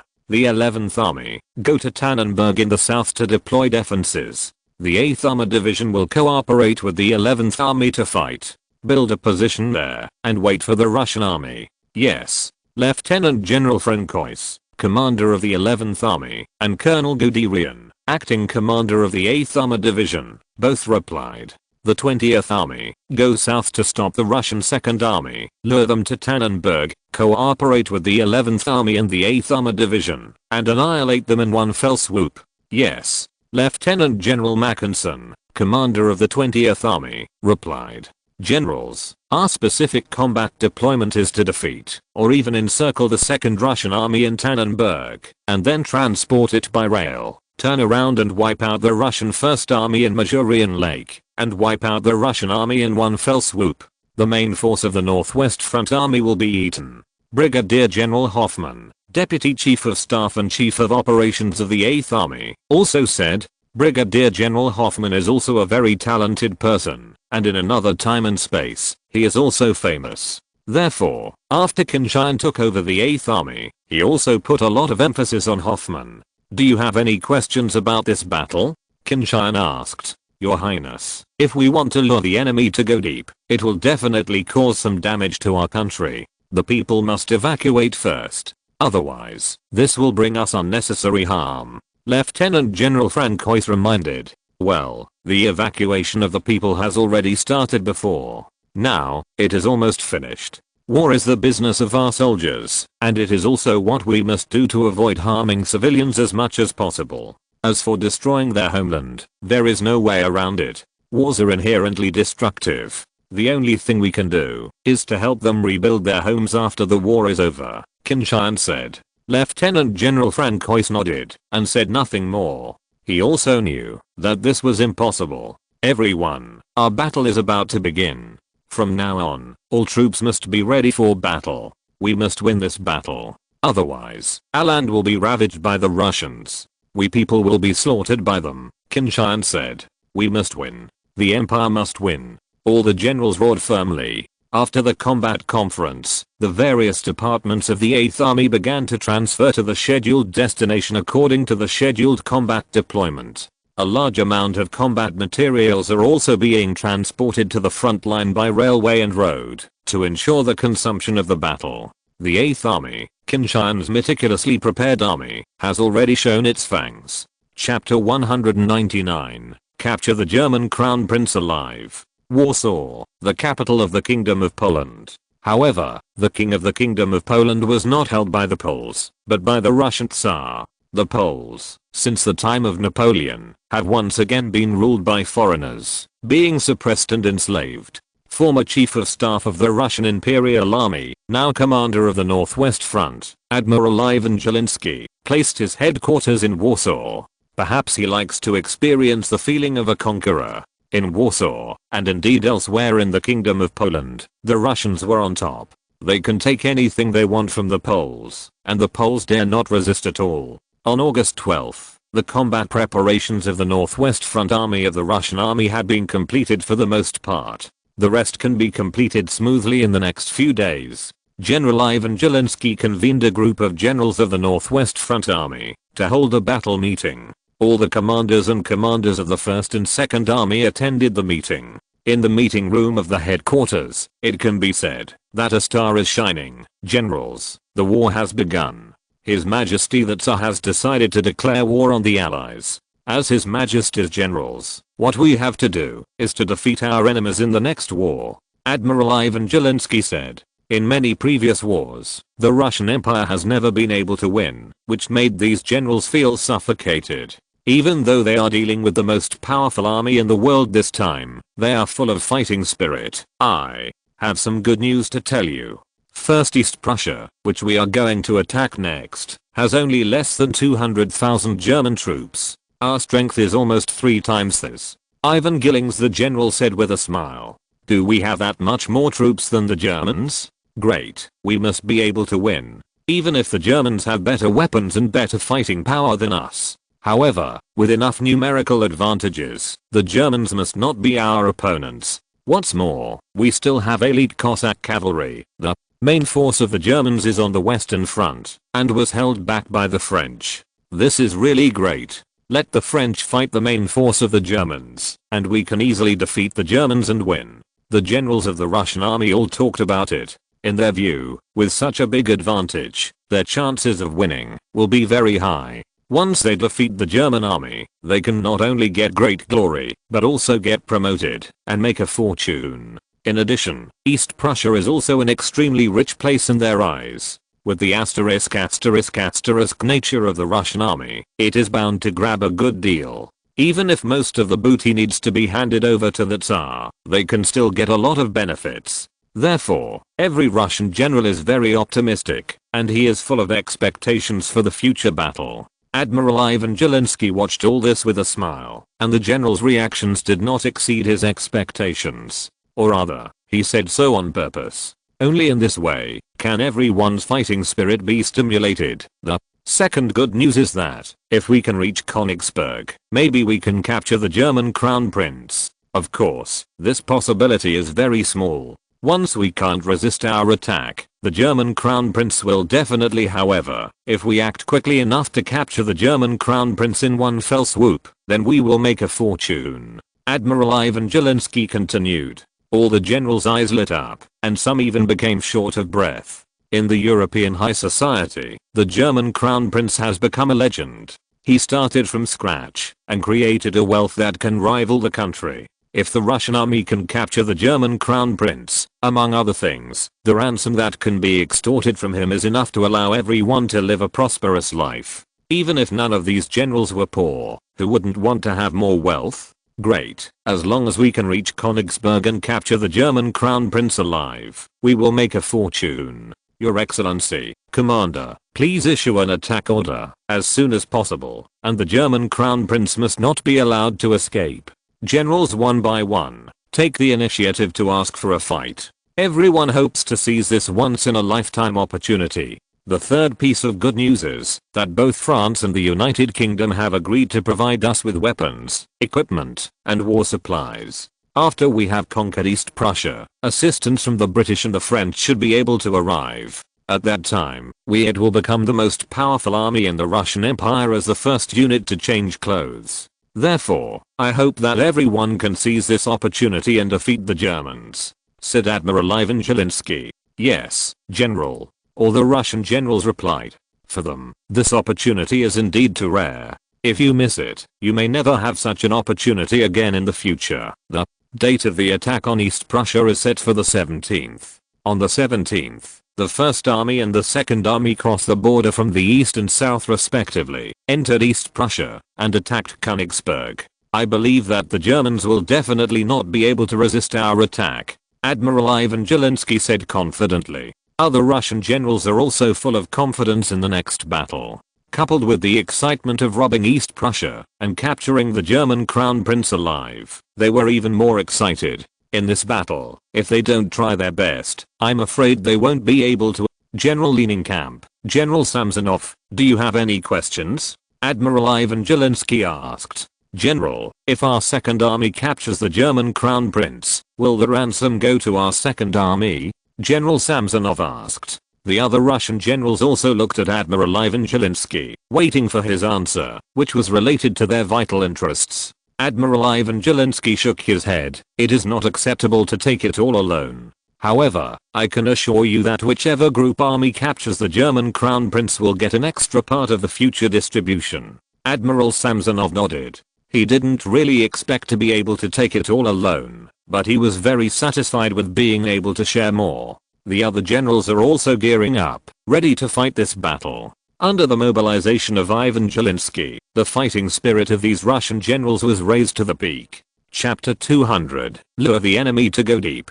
Tannenberg, a small city located tens of kilometers south of Königsberg. It is only a few tens of kilometers away from the border between East Prussia and the Kingdom of Russian Poland. Although it is a small city, because it is the only way for the Russian army to go north to Königsberg. Therefore, the strategic location here has also become very important. After the 11th Army of the 8th Army of the German Imperial Army arrived here, it has already begun to strengthen the defense here. If you want to severely damage or even encircle and annihilate the Second Army of the Northwest Front Army of the Russian Army at the lowest cost, the best way is to let the Russian Army suffer heavy losses in the solid defense line against the German Army. After the Russian Army lost a large amount of vital force, it launched an offensive and severely damaged the Russian Army in one fell swoop. Although the 8th Armored Division was deployed to the rear of Tannenberg, their mission was not to help the 11th Army defend its positions. They will become the main force in counterattacking the Russian Army in the future. As for the 20th Army, after they attracted the Russian Second Army to Tannenberg, they will also turn to rest and prepare for the subsequent counterattack. Therefore, the task of guarding Tannenberg and consuming the vital forces of the Russian Second Army fell entirely on the 11th Army. Even though the 11th Army has 4 infantry divisions and a total strength of more than 65,000 troops, it still feels great pressure. Lieutenant General Francois, commander of the 11th Army, personally sits in Fort Tannen to strengthen the defense here. The officers and soldiers of the German Army meticulously built defensive positions according to the requirements. It can be said that the soil work of the German Army is definitely the best in the world. They can use all the materials they can get in their hands to build a strong defensive position. After only a week, Tannenberg was completely reduced to a small fortress. On August 16th, Qin Tian, Hindenburg, Ludendorff and others personally rushed to Tannenberg to inspect the defense there. After a morning's understanding, Qin Tian is still very satisfied with Tannenberg's defense. Even if he is not a professional, he can still see that under the strong defense line of the German army, the Russians will pay a huge price if they want to take Tannenberg. I'm afraid that all the Russian Second Army will be wiped out, and the strategic goal of taking Tannenberg may not be achieved. General Francois, it seems that Tannenberg has become a fortress. I'm really sad for the Russians. They will die in the battle to attack Tannenberg, Qin Tian said with a smile. Your Highness, it would be best if all the Russians could die here. Lieutenant General Francois also laughed. Ha ha ha. The generals of the German army burst into laughter. Although, they all know this is just a joke. But it certainly showed their optimism for the next fight. Even if the Russians came aggressively and heavily suppressed the border. However, they can still be treated with ease. General Francois, since you are so confident in Tannenberg's defense, why don't I stay in Tannenberg and see how the general defeated the Russians? Qin Tian said. Qin Tian's words startled Lieutenant General Francois. His Royal Highness, this is not acceptable. Fort Tannen is about to become a war zone. It is too dangerous. You cannot stay here. You must go to a safer place. Lieutenant General Francois said. I believe that here is also very safe. With the protection of the most loyal soldiers, no matter where I am, I'm safe. Qin Tian said with a smile. Your Highness, go back to Königsberg. If you stay here, General Francois will only affect his command, because he is concerned about your safety. If that is the case, it will be bad. Admiral Hindenburg also persuaded. Qin Tian didn't insist anymore, and he wasn't the kind of person who made trouble out of no reason. What he said just now was just a casual remark. You know, even though he is the crown prince of the empire, he has never experienced a real battlefield. He is also very curious about all this. Trying to hear that war is cruel, he wants to experience it for himself. However, under the strong opposition of the generals, his wish could only come to nothing. That afternoon, Qin Tian left Tannenberg and returned to Königsberg. Because of the development of communication technology, even if he stayed in Königsberg, he could know the situation on the front line at the first time. So, there's nothing to worry about. The next day, that is, August 17th, General Ivan Zhilinsky, commander of the Russian Northwest Front Army, issued an order to attack. Hundreds of thousands of German 1st and 2nd armies, already ready to go, crossed the German-Russian border and entered East Prussia. However, at this time the Russian army discovered that they did not encounter any resistance along the way, not even civilians. Germans, who are as cowardly as a mouse, they ran ahead of time. They are really incompetent. However, this is also good, and we can rush to Königsberg as quickly as possible. General Samsonov, I thought secretly. Even Admiral Samsonov has prepared several Cossack cavalry divisions under him for battle. Once it advances to a place only a few tens of kilometers away from Königsberg, it will detour westward. In any case, the road from Königsberg to the hinterland of Germany must be cut off. In that case, the German crown prince will be unable to fly. Unfortunately, Admiral Samsonov's plan is beautiful, but it is destined not to be realized. Because, from beginning to end, this was just a trap set by the German 8th Army, in order to let the Russian 2nd Army led by General Samsonov crash into Tannenberg. The 20th Army, which was responsible for the task of luring the enemy to go deep, also worked very hard. They did not blindly give up their positions and escape, and they would also block when appropriate. Some battles were even fought fiercely. This made General Samsonov not suspicious at all. And it is under such circumstances that the Russian 2nd Army led by General Samsonov is stepping into the trap step by step. At the same time, the Russian 1st Army, which was attacking from the east, did not encounter decent resistance. Although the German 17th Army set up several lines of defense in the east, they voluntarily abandoned their positions and retreated shortly after each Russian attack, giving the Russian army a feeling that they could not resist and had to retreat. This also made the Russian army march towards the preset position, prepared by the German army step by step. Even General Ivan Zelinsky, who is in charge of Warsaw, thinks that the advance of the Russian army is too smooth, right? However, he didn't think much about it. He just thought that the German army could not resist when the Russian army had an absolute advantage, so he had to retreat. End of this chapter. Thank you very much for reaching the end. Don't forget to like. Looking for more exclusive content and immediate access? Subscribe to our Patreon. Remember, every like, subscription, or donation encourages us to continue. Thanks to everyone. See you in the next video.